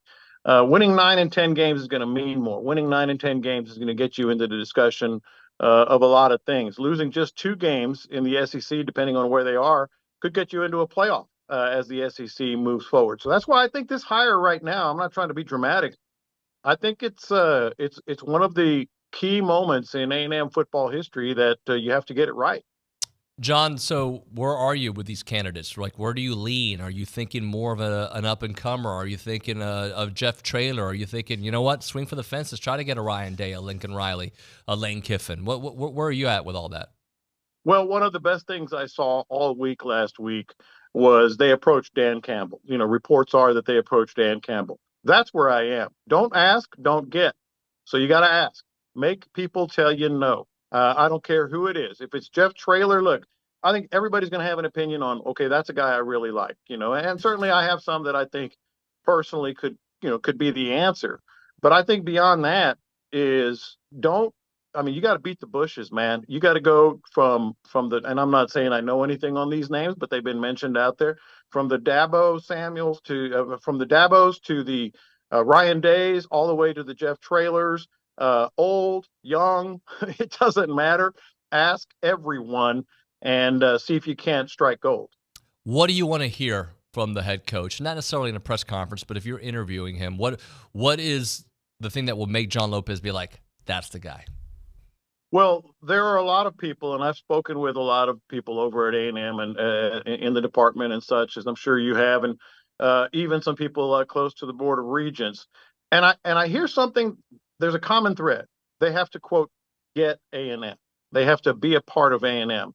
They have to understand what it is and how it works and the people and why it's important to be part of that Aggie community.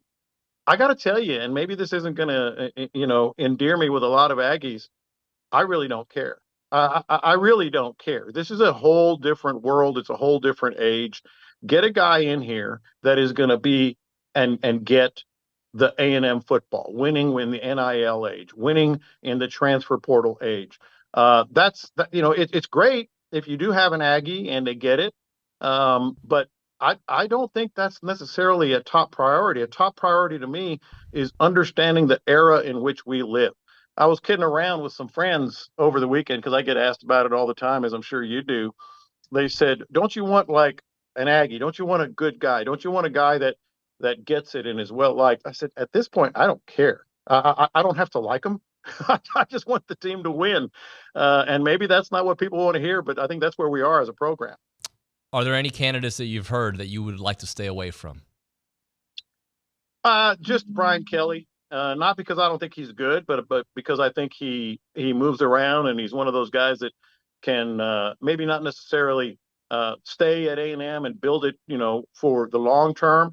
And when you hear long term, you think younger guy. I don't think that's necessarily the case either. If you get someone, and again, just mentioning names here, someone like Willie Fritz, who's a little bit older, you're building it for the long term because of what maybe that guy can do in the next 3 or 4 or 5 years to establish that identity and be able to establish not just a recruiting base, but a winning culture.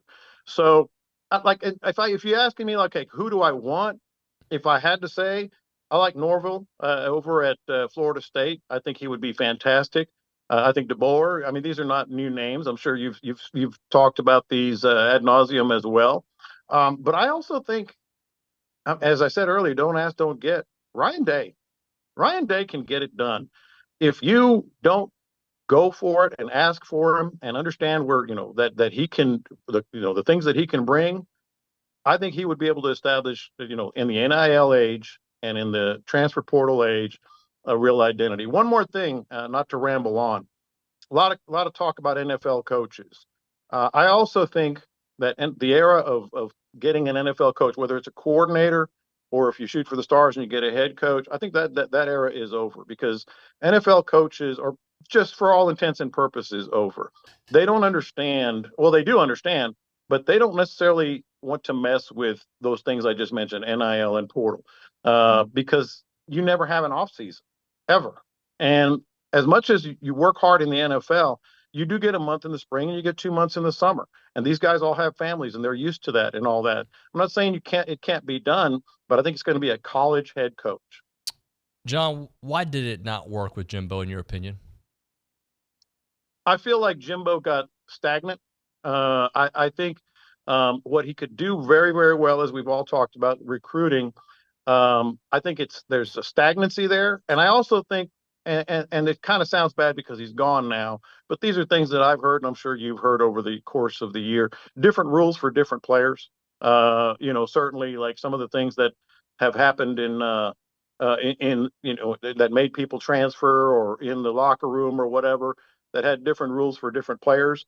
And I think that ended up coming back to bite him because certain players knew what they could and couldn't get away with, and certain players didn't. And I think the culture, it's a trite cliche. It really is. But the culture of the actual product on the field just had cracks and flaws in it for the last several years. How nice of a story is this Jalen Henderson story, third-string quarterback who we hadn't seen at all. I mean, had, 5-6 passes in his career leading up to that first start against Mississippi State.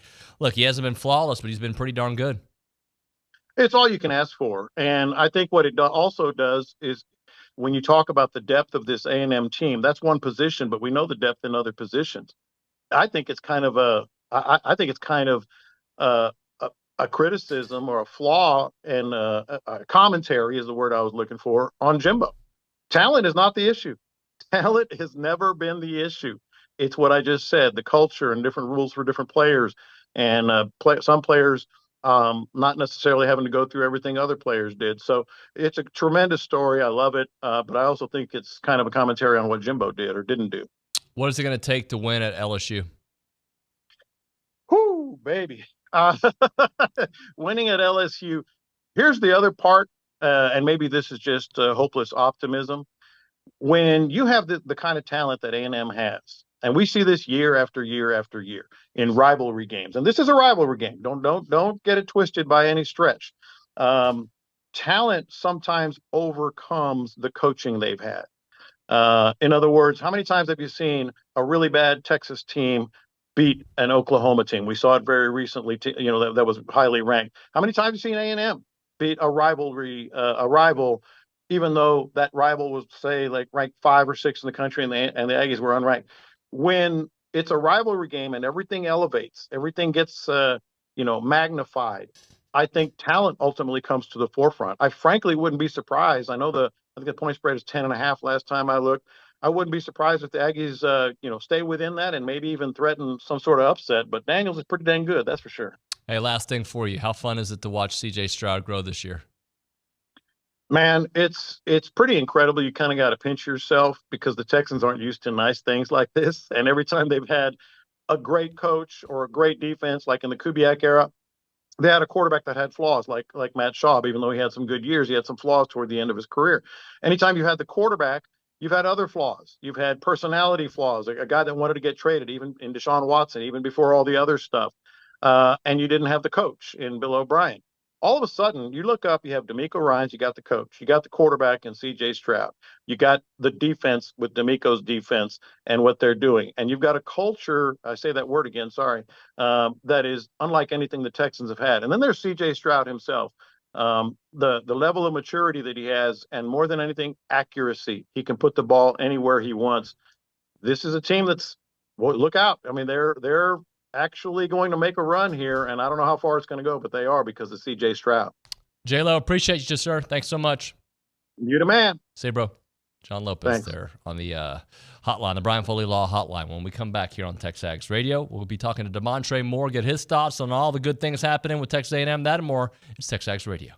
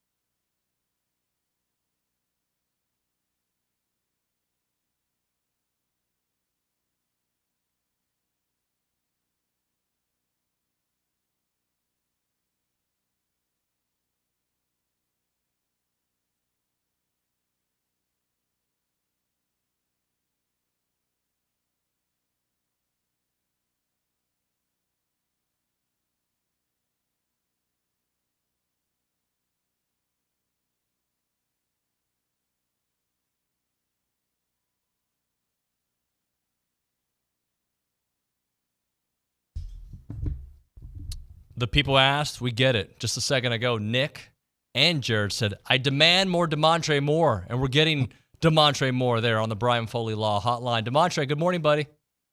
Good morning. Thanks for having me. Thanks for giggling. Giggle, brother. So I guess let's start off with your 5 facts, because I know you watched the game. There's a lot of things going on with A&M and the direction of the program. Just take it away. Man, first of all, I want to give a shout out to my godparents, Lee Hood, who was a longtime academic learning assistant at Texas A&M. Her and my god family, we all sat there and we got in the group chat, so they were able to keep me up to date. So, man, I want to say one shout out not only to them, but shout out to the 12th man.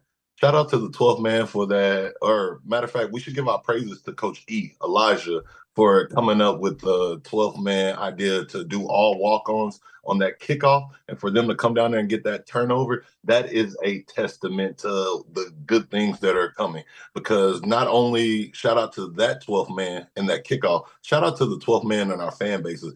11 a.m. kickoff time. We just fired the head coach, and we're playing against an FCS school. And for the fans to be out there, the stadium looked packed. I was so it was so electrifying. And for me not to be there, but feel the energy through the TV, my hats goes off to them and the kickoff team. And not only for the kickoff team, let me give another shout out to the 12th man that was selected for that game. I believe he caused the turnover. He was on the kickoff, and he actually got to get the last tackle of the play of his last senior year. That is that you can't write a Cinderella story next to that. Now let's get on to the big things. For all the good things that are going on, one of my observations is, what are we going to do about this team? We have the energy, we have the enthusiasm, and momentum is rolling right now. LSU is going to be the real test, but where are we going with the head coach? And for my observation, there's been a lot of things going on right now. And the biggest observation is, forget it. Ignore the outside noises. And that is what this team is doing. That is what the interim head coach is doing. That is what everybody's doing. You couldn't even tell that Jimbo got fired. Don't get me wrong. Jimbo was a tremendous leader. The students love him. The coaches love him. All the coaches that were there, hence the reason he has a low turnover rate. But for them to lose their biggest leader and still go out there and play the way that they did, I'm really excited about it. And I'm also a little nervous as well, because yes, it was an FCS opponent. Anybody can beat. What is that old saying? Any given Sunday? Well, any given Saturday, anybody can be beat. But for them to go out there and do that and win, yes, we expected it. But now I want to see what we're going to do next year next week against LSU. And if we go out there and play with the same energy level and stuff like that, I'm telling you, some people are going to be knocking on the doors and telling these boosters we might need to keep Elijah in there. So that would be another one of my observations. My fourth observation is, in Henderson, we've seen him. I said this at the beginning of the year, and I'm going to reiterate it. If y'all didn't hear me beforehand, but this quarterback room is deep, man. I'm telling you, we're on our, third, fourth string quarterback, and Guy is still going out there and carving people up. He said, hey, man, you playing, Jimbo told him before he left, hey, you playing this week, we got to go out here. This young man hasn't played football in, 2 years? And then for him to go out and play the way that he played last week, then come back out here and play the way that he played this week, this kid has been flashing. And only time can tell. If he gets more reps, more experience, man, this is going to be a great room. I can't say it enough. My hat goes off to the scouting department for recruiting all these guys, getting people in here from either signing day or even this transfer portal. But when we got depth like this, it's scary to see what we really got going on right now. Did you like Jimbo here? Did you like, obviously it didn't end the way we all wanted it to, but did you think it was a good fit at the time? And just your thoughts on Jimbo overall? Overall, I thought Jimbo was a good fit for the time being. We needed a big splash signing. We came in. Obviously, everybody had expectations, and my dad used to always tell me all the time, you have expectations, you get let down. How about we just go in there? And that's the one thing I want to say to the fans, media, myself, everybody. This next coach that we bring in here, let's not give him expectations. Like, we all know the elephant in the room. We don't have to say it. We expect at least 10-game winning, and with the recruits and all the resources that we have here, we should be playing in the SEC game at minimum. But instead of putting all that pressure on them right away, how about we let the coach actually be the coach? And I think with Jimbo, I love his recruiting style. Obviously, the players loved him. I wasn't around him like that. But the one thing that I did kind of notice, I felt like he was very methodical, and this is my way. You see with a lot of these older coaches that they have a system, and it's proven that it's working time and time again from the success that he had. But also, I think with the great coaches, the elite coaches, and I'm not saying he's not an elite coach or don't want to take anything away from him.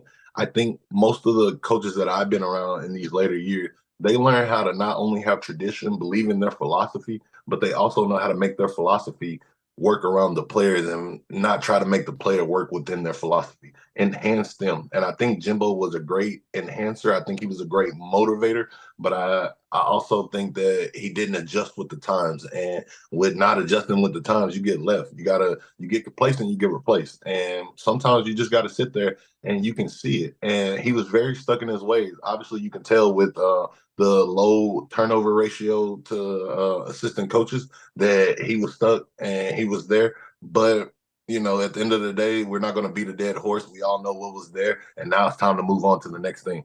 Thank you, DeMontre. Up against the break. Great work, man. Talk to you soon.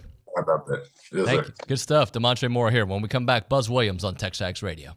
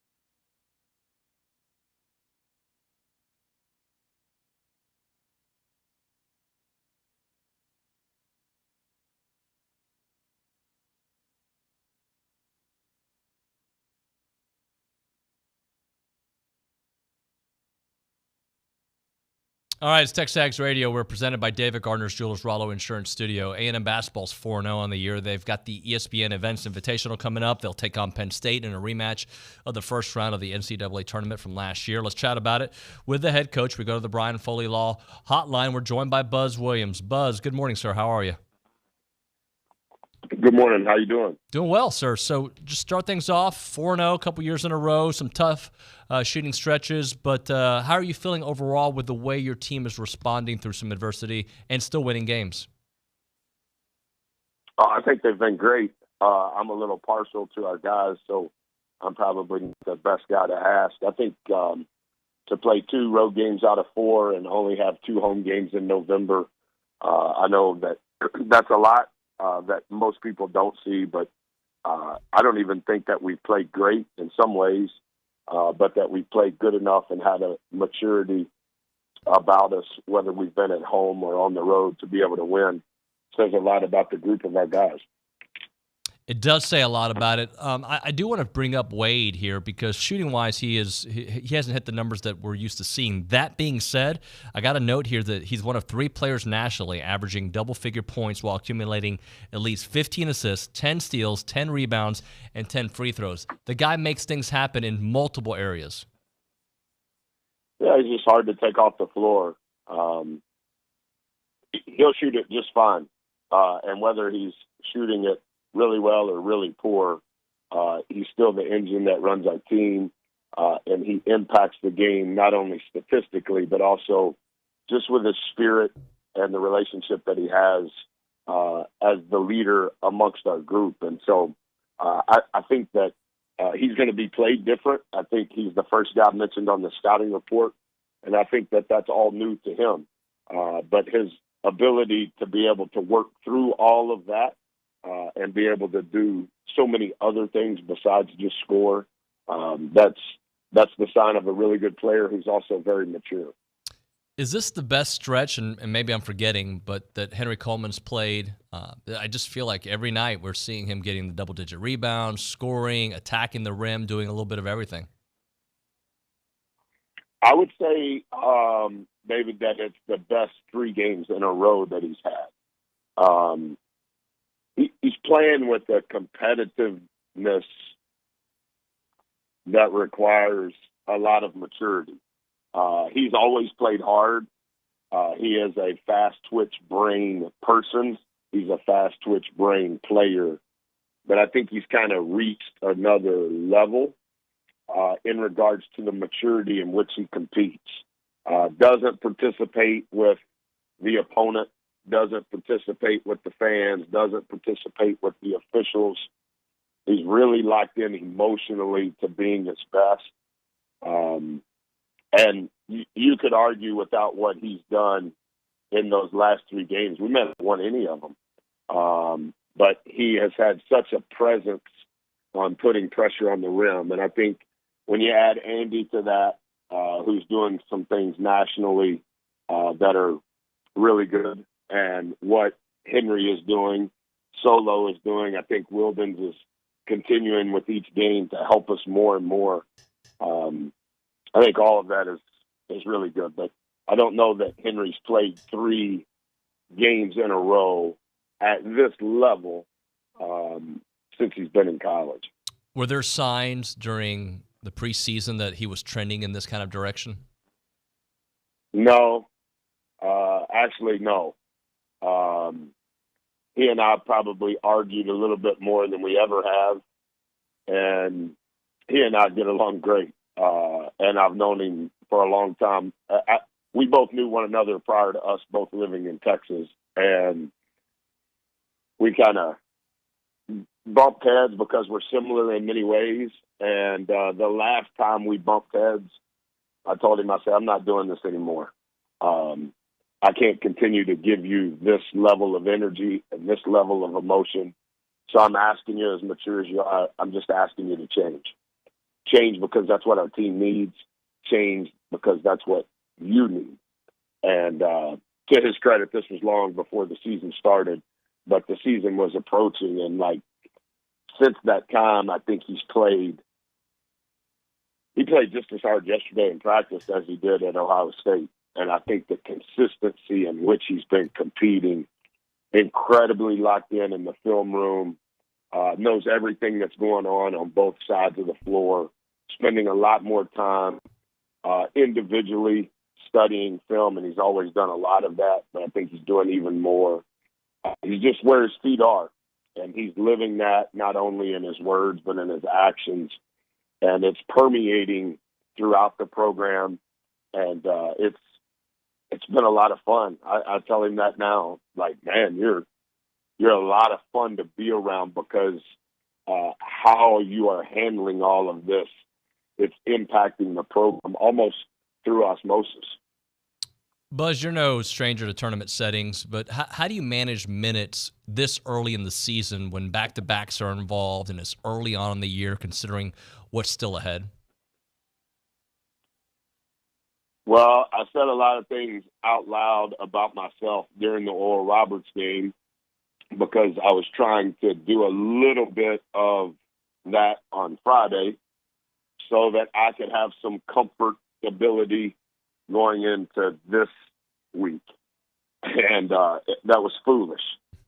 And I think a portion of what was transpiring in the first half was because I was trying to, words we use in our program, cheat a rep of what I think is coming Thursday, Friday, Sunday. And it backfired, and it was awful. And nobody knows that. Nobody asked about it post-game because nobody knows. But within our program, we knew, and within our staff, we knew, because those are things that we meet on, things that we talk about. And so, in truth, we shouldn't have done that. But since we did do that, and it was such a colossal failure, I don't know the answer because I'm still twisted up emotionally on what happened on Friday. But we haven't been very good in November tournaments at Texas A&M. And so there is a portion of that answer that should be do whatever you have to do to win that game. And then after you win that game, do your best to figure out how you can win the next game. And then there's another part of the argument where you can say, hey, you're going to play 3 games in 4 days. And then for us, you can say you're going to play 4 games in 6 days and all 4 are on the road. I don't know what the answer is, to be honest with you. I'm going to keep thinking about it. I'm going to keep praying about it. We'll keep talking about it as a staff. But, you know, when you try to, like what was happening in the first half, hey, this is our normal rotation, change that by 90 seconds. Change this sub by 2 minutes. Let's give this one 2 extra and shave 2 off this one, off a heavy minute guy. And it was yuck. And so we can't go into Thursday with that. So I sound like a politician. I'm not answering your question, but I'm talking around it because I don't know decisively what the right answer is. But there is going to be a balance in all of that for sure. Talk to us a little bit about Penn State. It's not the same Penn State team that you guys played a few months back, but that very proud program bringing in some good players. Yeah. Day before, so this is kind of when I start my deep dive on the opponent. Just Cliff Note version. Coach is new, came from VCU. He's from Pennsylvania. I think his dad's been a senator in the state the last 30 years. I did not know that. I did not know he grew up in Pennsylvania. A really good coach, has had a lot of success, coached in Division III, and has had multiple Division I jobs. I think this is his 3rd Division I job, Rice, VCU, now Penn State. Took some of his players from VCU with him to Penn State. The Penn State roster is different. The Penn State coach that we played against in Iowa is now the head coach at Notre Dame. So their style of play is completely different, and their roster is completely different. They want to play fast. There's a lot of the word they brand it with is called havoc. where it's not just straight up man or straight up zone. We call it hit, where they're just running somebody at the ball to double the ball, trying to force you into a high turnover rate, trying to force you into taking bad shots. And then offensively, they're averaging 27 threes a game. So they're playing with some tempo, playing with some pace. So we've had some practice with that as far as that style of play offensively against SMU and against Oral Roberts. But defensively, we haven't played a team that does this thus far. Arkansas does it a little bit in our conference, but these guys they're doing it like 80% of the possessions. Buzz, when I watch basketball, sometimes the people who catch my eyes aren't necessarily like the scorer or the rebounders, the guys who kind of do a little bit of everything. And I've been really impressed with some short minutes from Manny Obaseki. How has he evolved this year, and just what have you seen from him? I think he's a special human being. I think he's a really good player, but he's like several guys on our team. I think he's a better person than he is player. And I think in 2023, it's really, really difficult to get everybody on the same page. And when you're competing at this level, you have to have a prerequisite of talent. But once you get that talent, then they all have to have some level of role definition.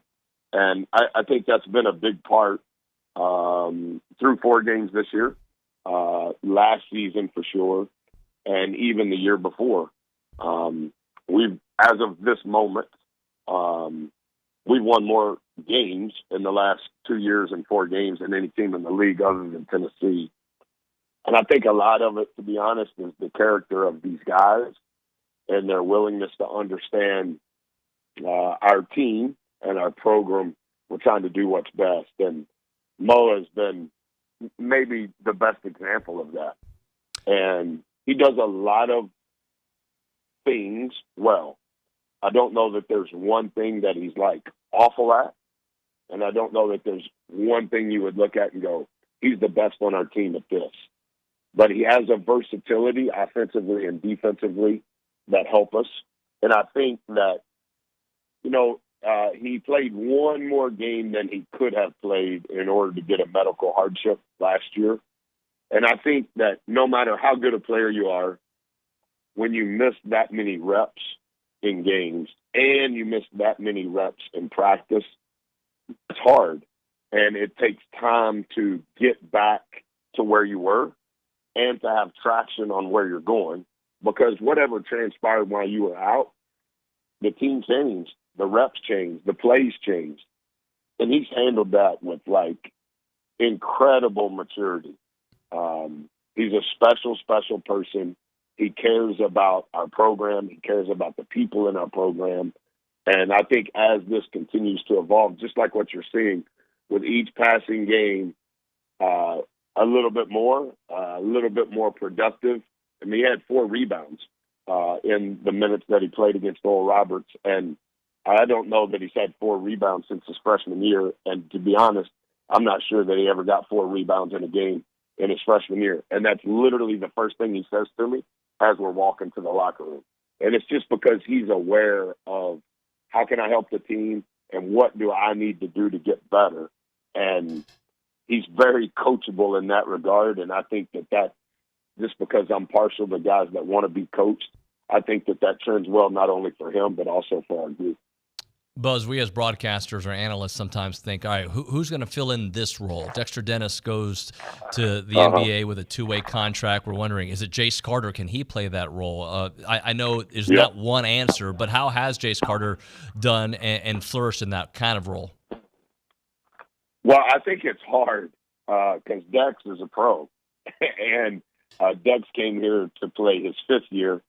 And Jace has never played high major, and he's coming here in his 3rd year to somewhat, hopefully, eat some of the minutes that Dex was playing 35 minutes a game on a team that went 15-3, and he was the leading rebounder as a guard in the league, and he was guarding the best player every night. That's a lot. It's not a lot statistically in multiple categories, but it's still a lot. Jace, I think, is a star. I think he's a star human being. I think his parents are exactly what I would like to be as parents. He has embraced every single minute of every single thing that we do. I know this shouldn't probably be said publicly. I really like players that want to be here.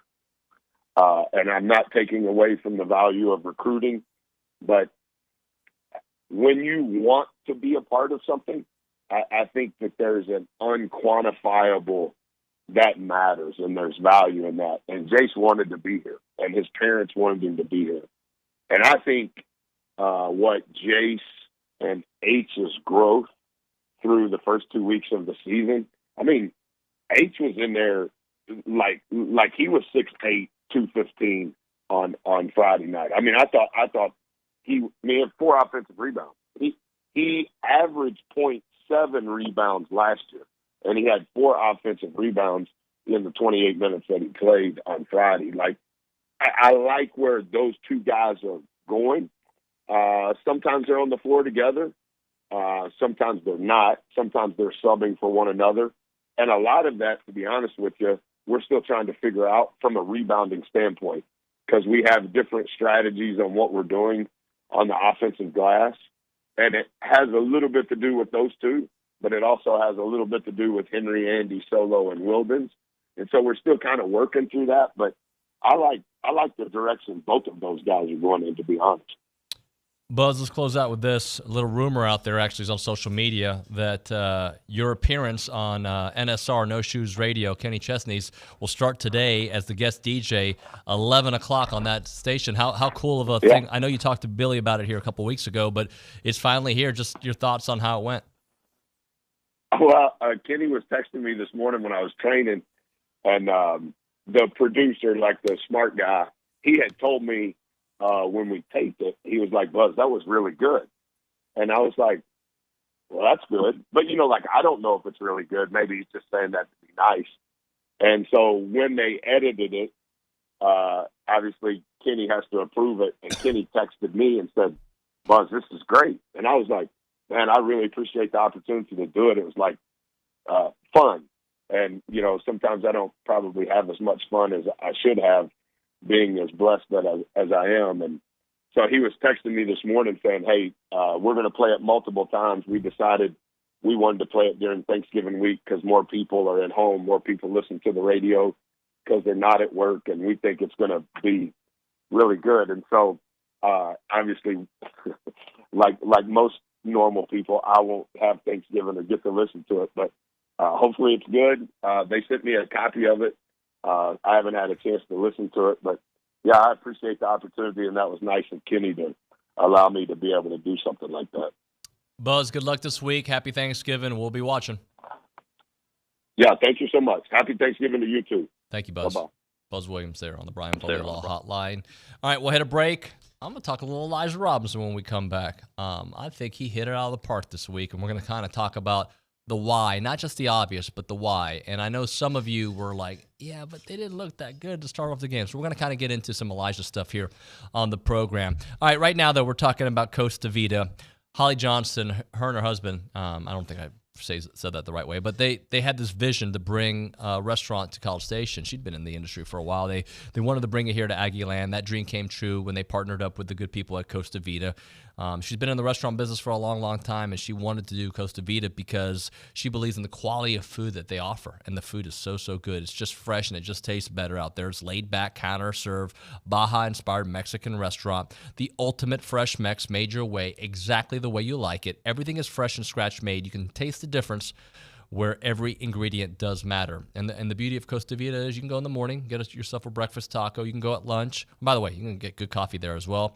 Breakfast taco, and you can move on to lunchtime and get all the great entrees and dinner, of course. They've got burritos, they got salads, enchiladas, tacos, quesadillas, Baja bowls, nachos. They got the sweet pork quesadillas, Dalton's favorite, raspberry chipotle chicken salad, chips and queso, shrimp, taco, mango salsa. It's so delicious.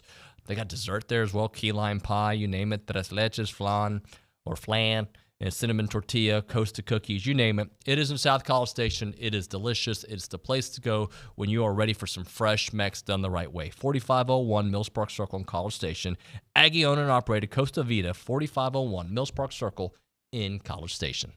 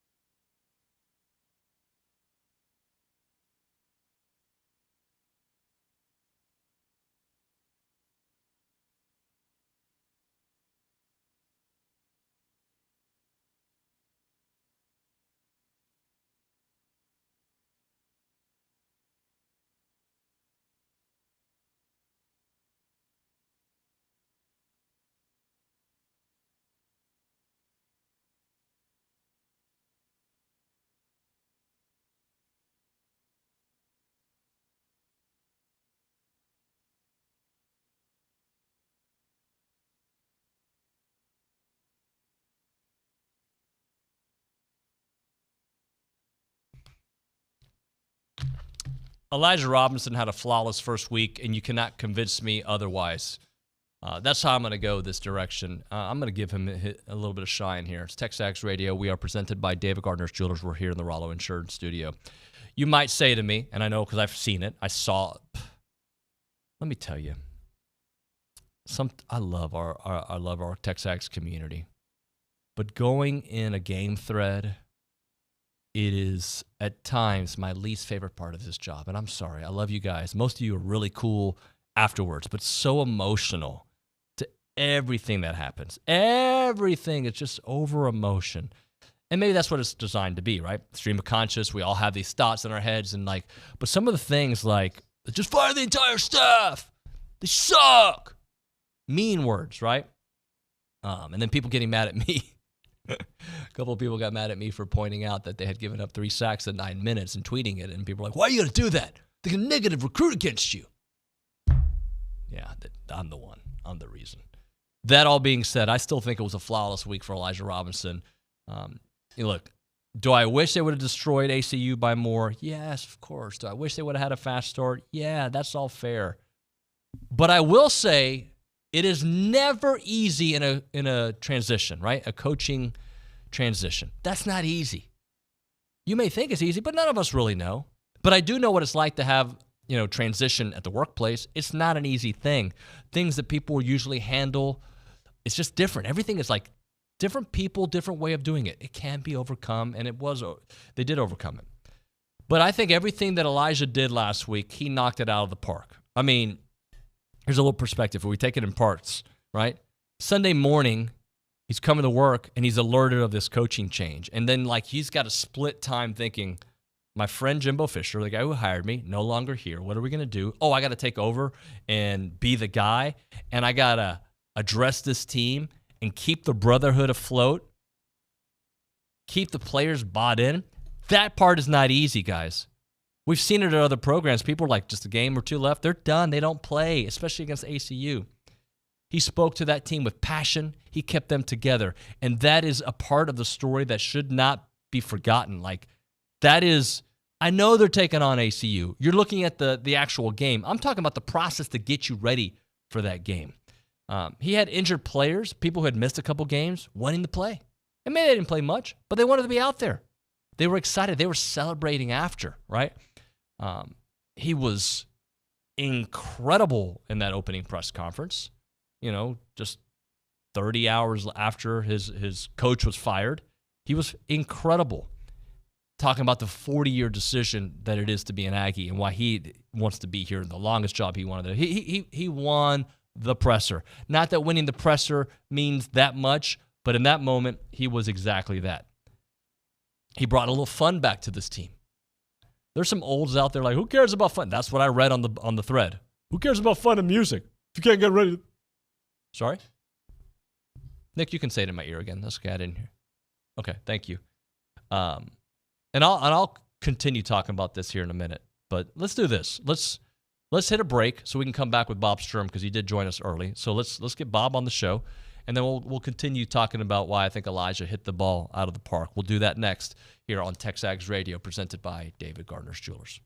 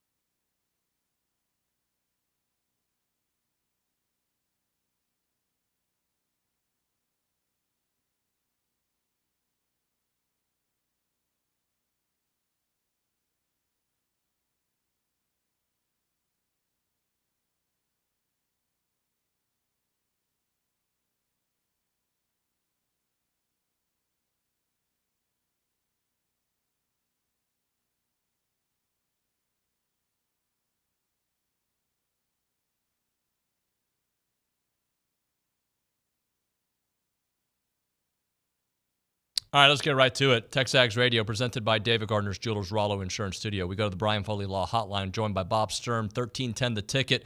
My man, what's up, Bob? How you been? What's going on? Great to be back with you. Thank you, man. So let's just talk about this A&M gig. And do you have a favorite? There's so many different types of candidates. We've heard as many as 15 names. Are you leaning big name, up and comer? Where do you kind of put yourself in that category? Man, you go through it in your head and you talk yourself into many directions. That's probably where I'm at right now. The more people I talk to, the more my head sort of spins on, what the right route is. I certainly think that trying to get the splash name is short-sighted. I do think that certainly I want somebody who knows what they're doing and has a bit of a reputation and kind of knows what goes into it. And so there is some reluctance to just kind of turn it over to somebody who's never really done it before, especially at this level. But, you kind of got to pick a lane, don't you? You can't say, I want a guy with a sterling resume who has done it and continues to prove that he can win at this level, but then not risk kind of the game passing them by. So you need to strike that perfect balance of modern beliefs, staying on top of the modern game, understanding how things are changing and how we can't be allergic to fourth downs and things of that nature. And at the same time, I want this guy to have a perfect 20-year resume. So if I had to lean one way or the other, and I know I'm all over the board here, but I would probably say, get me a guy who I think understands how college football is won these days. And I know that's vague, but I think we all kind of know what that means, both in-game and roster building. And then, of course, the most important thing is, can you run a program of this magnitude and sort of have good answers for all of the questions that, frankly, went unanswered here in the last couple of years. I think with this program is like, oh, well, who's doing this and why do we do this and just all these things. And at times it seemed frustrating that either the answer wasn't satisfactory or there was no real answer. So architect, yes. Big name, not as important to me. Bob, I read your Substack Q&A where you talked about A&M, and one line that I loved, past performance is not indicative of future result. Is it as simple as getting the right guy here at A&M to have future results? Is it as simple as that, you think?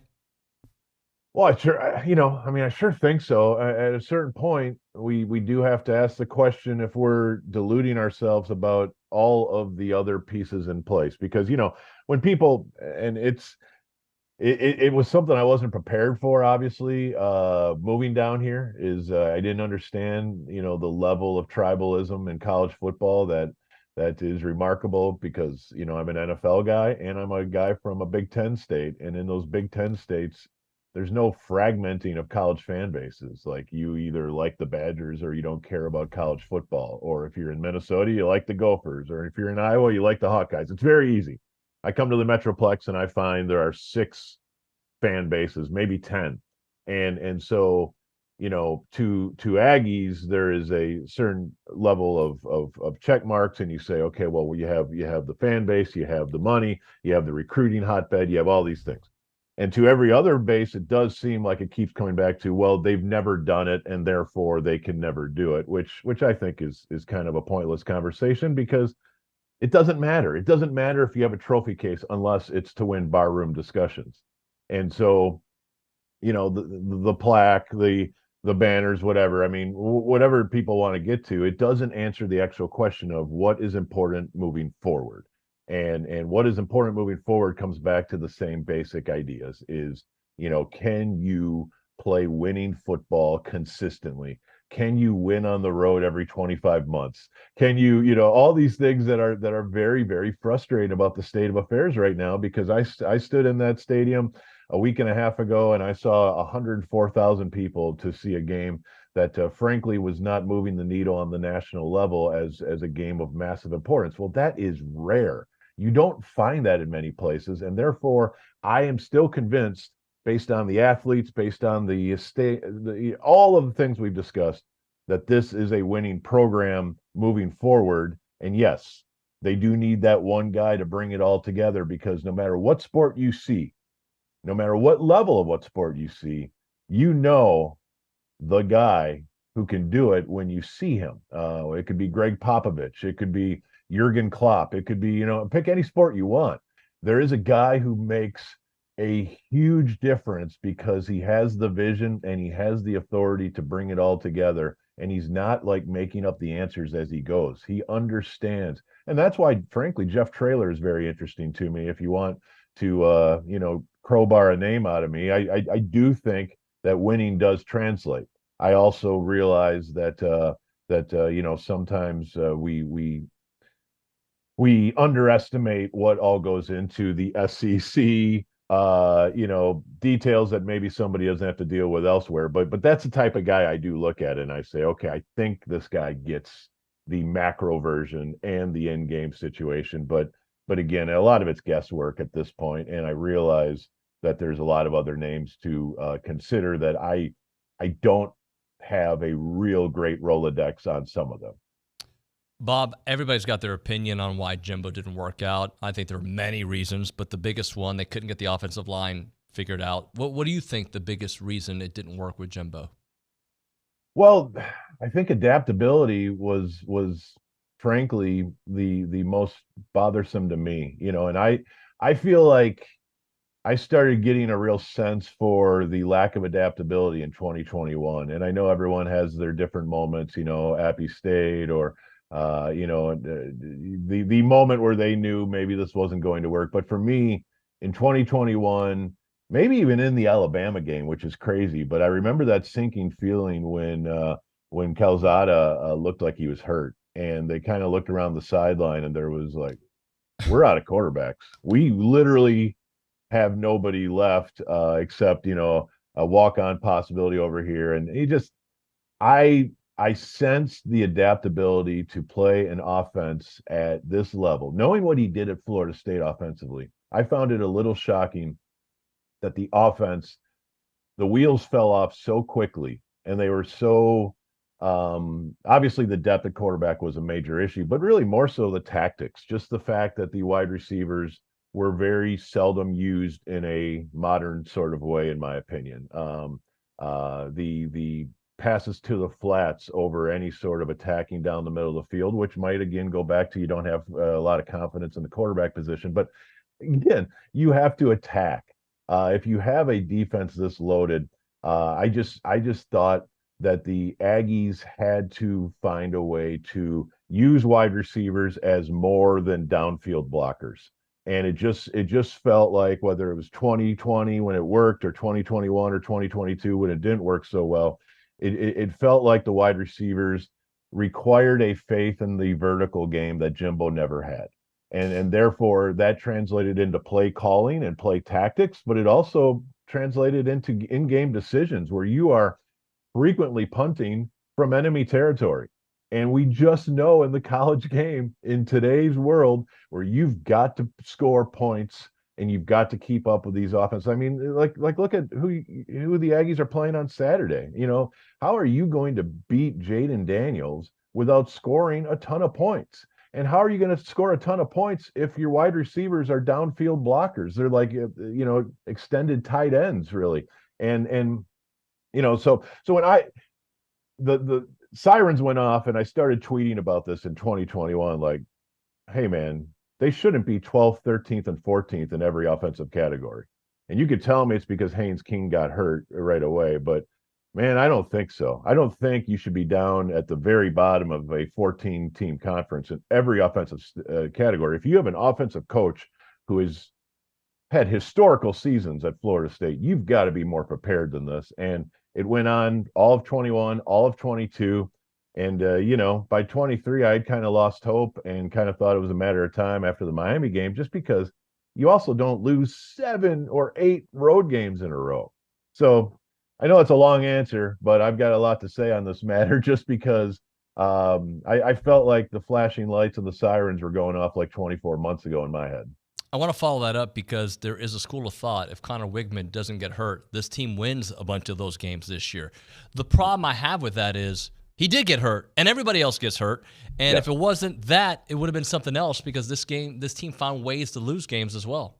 Right. And they never got protection done. And the amount of physical beating Aggie quarterbacks take is just not sound football. I mean, it's just, I realize injuries are part of football, and we're in this discussion where, on social media, every time somebody gets hurt, there's a referendum on, whether the players these days are tough or whether we need to change rules or put flags on everybody. It's maddening to see people not quite understand the relative levels of what you're asking your players to take. But when Texas A&M leads the country in getting their quarterback hit, and it seems to be a rather routine thing, and you see Abilene Christian getting to the quarterback too often, and you see Mississippi State getting to the quarterback too often, then you get the impression that the way this current, era has seen football has been, you can't get out of September with your QB1.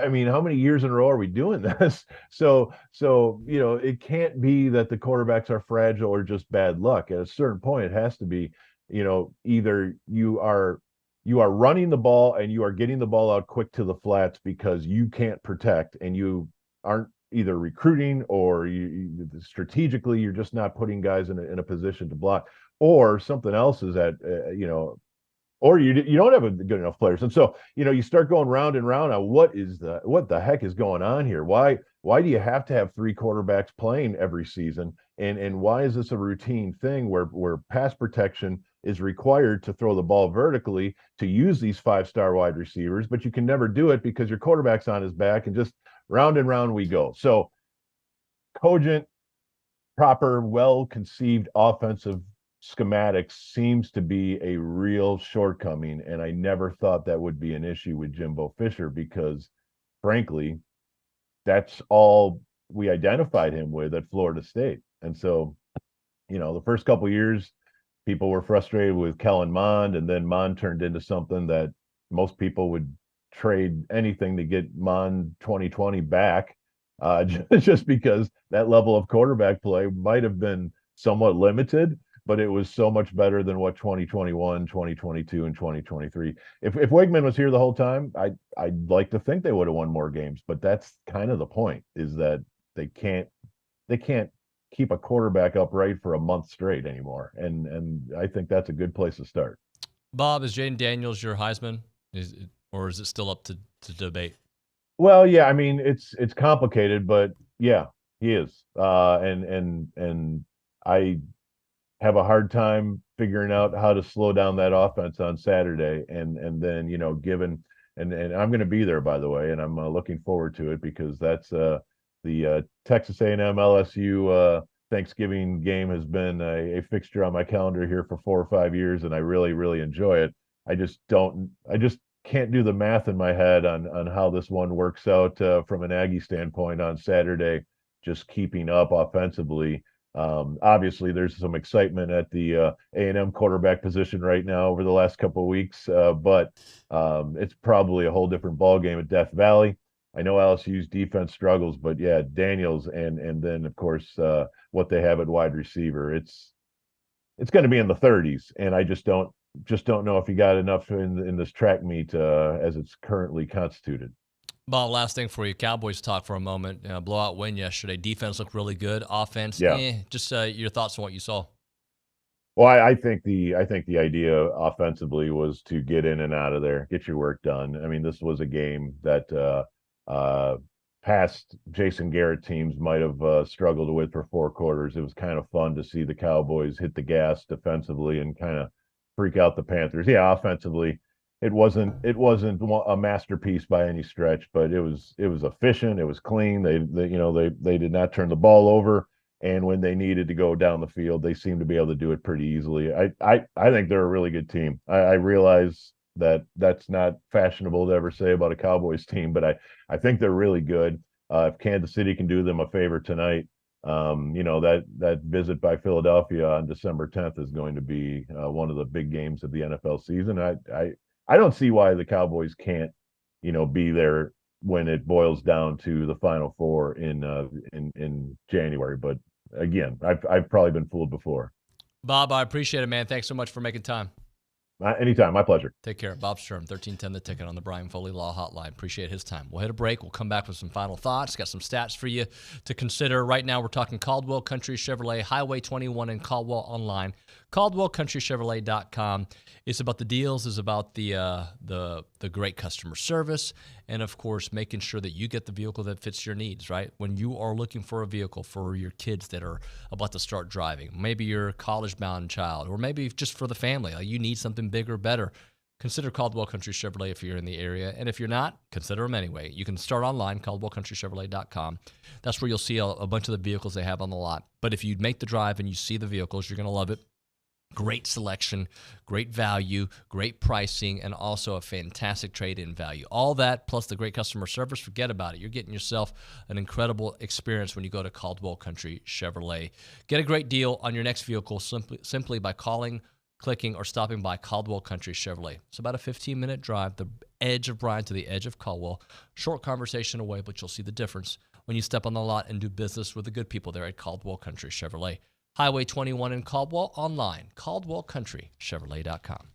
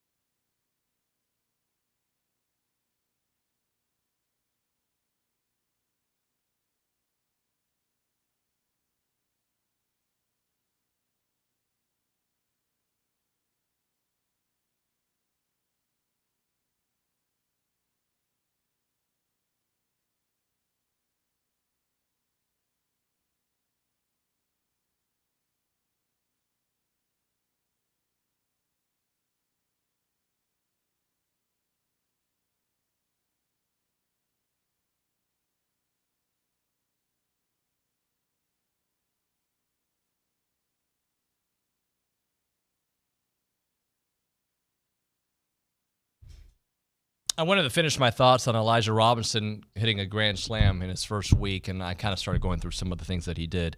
He brought the fun back to practice, which the olds were like, I don't care about fun. I just want to see wins. That's how they say it, too. It's interesting. It's not the olds. It's the youngs, too. The youngs. Jared talks like that sometimes when he gets mad about A&M football. But he brought fun back. And if you don't understand what that – look, I want results with fun, right? But on a team that, like, you got to think about it. The coaching change, transfer portal opening up, like, bringing back fun, I think, goes a long, long way. Brought the sleeves back.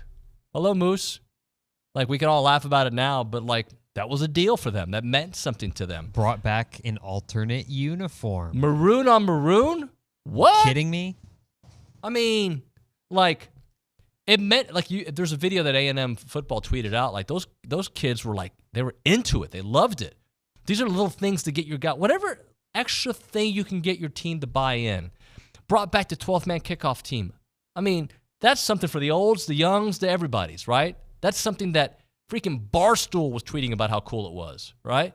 Like, there were many people who bought in on that. These players absolutely love what Elijah Robinson means to this program, to them personally. And that's why I think he hit a grand slam, because everything he did out there, like, it was for them, and it was for the program, and it was for results. Now, how's it going to translate to this weekend? I'll make that sound again. I'll make that OB sound. I don't know. I mean, this team is who they are. This is like, it's not like pushing the buttons is going to completely change everything. But that all being said, this team's defense on their merit, what we've seen this year, is on par with Bama and Florida. Okay? They struggle on the back end. We know that. You can throw on this team. And they do that really well. But I'm going to throw you out some numbers just so you. LSU scored a lot of points this year. Obviously, they're averaging 47 points a game. But against Arkansas, Jared, who's better, A&M or Arkansas? I'd say A&M. Who's got a better defense? A&M. Okay. Against Arkansas, LSU scored 34 points. Okay. Against Bama, would you say Bama's defense is kind of similar to A&M? Probably similar. Okay. Maybe a little better. They scored 28. Okay. Against Florida State, they scored 24. And Florida State's obviously a team potentially heading for the playoffs. So my question is to everybody, can this team score 34 points-ish in that range against LSU? Well, can they? Recently, they've been doing it. Mississippi State's got a better defense than LSU. Obviously, the offense than LSU has something to say about that, but they're that good. We've seen now 3 consecutive games in a row of this offense kind of clicking, right? With Max against Ole Miss from the end of the second quarter on to what we've seen now, right? So knowing that this team against that defense might be able to score in the 30s, and believing in our offense on that defense scoring in the 30s, and knowing that this defense has been really good at neutralizing quarterbacks, running at least, right? Trying to make Jalen, one-dimensional. He's going to complete some passes, like everybody's throwing on A&M. To me, that's where, and they're all playing for E-Rob. So it gives you hope. And that's all you can ask for going into this game. I asked Jared to prepare some SEC notes. We're running out of time. Let's get into some of those there at the Angry Elephant News and Social Center. Yeah, so we'll go quick here. We talked about kind of just how abysmal Arkansas has been this year, but they did announce that they're going to bring back Sam Pittman, and a lot of people were saying that because Jimbo got fired and then Zach Arnett got fired, maybe he's on the hot seat. Well, he's back. Another thing that I thought was notable, right now the SEC has 9 bowl-eligible teams, but 3 teams, Florida, South Carolina, and Mississippi State, they all have 5 wins. So you think, okay, well, maybe we'll have more than that. Florida plays Florida State, might not get the job done. South Carolina plays Clemson, that'll be tough. And then Mississippi State plays Ole Miss. I don't think there's any way they win that game. So most likely the SEC is only going to have 9 bowl-eligible teams in 2023, which is just kind of shows that SEC is definitely in a down year. On a different note, LSU-wise, Jaden Daniels became the second SEC player to throw for 3,000 yards and run for 1,000 yards in a season. Who's the other one, David? John Football. That is correct. And then one funny thing, Brian Harsin, the ex-coach for Auburn, after Auburn paid $1.85 million to New Mexico State and lost, he posted a hard work beats talent when talent doesn't work hard on his Instagram. Bam! Was that targeted? It has to be targeted. Bam Shazam. All right. Thanks, everybody, for watching and listening this morning here on TexAgs Radio. Thanks to the folks at Brian Broadcasting, Jared, Nick, and all of our guests. I know we got a show for you tomorrow, and we'll see you mañana.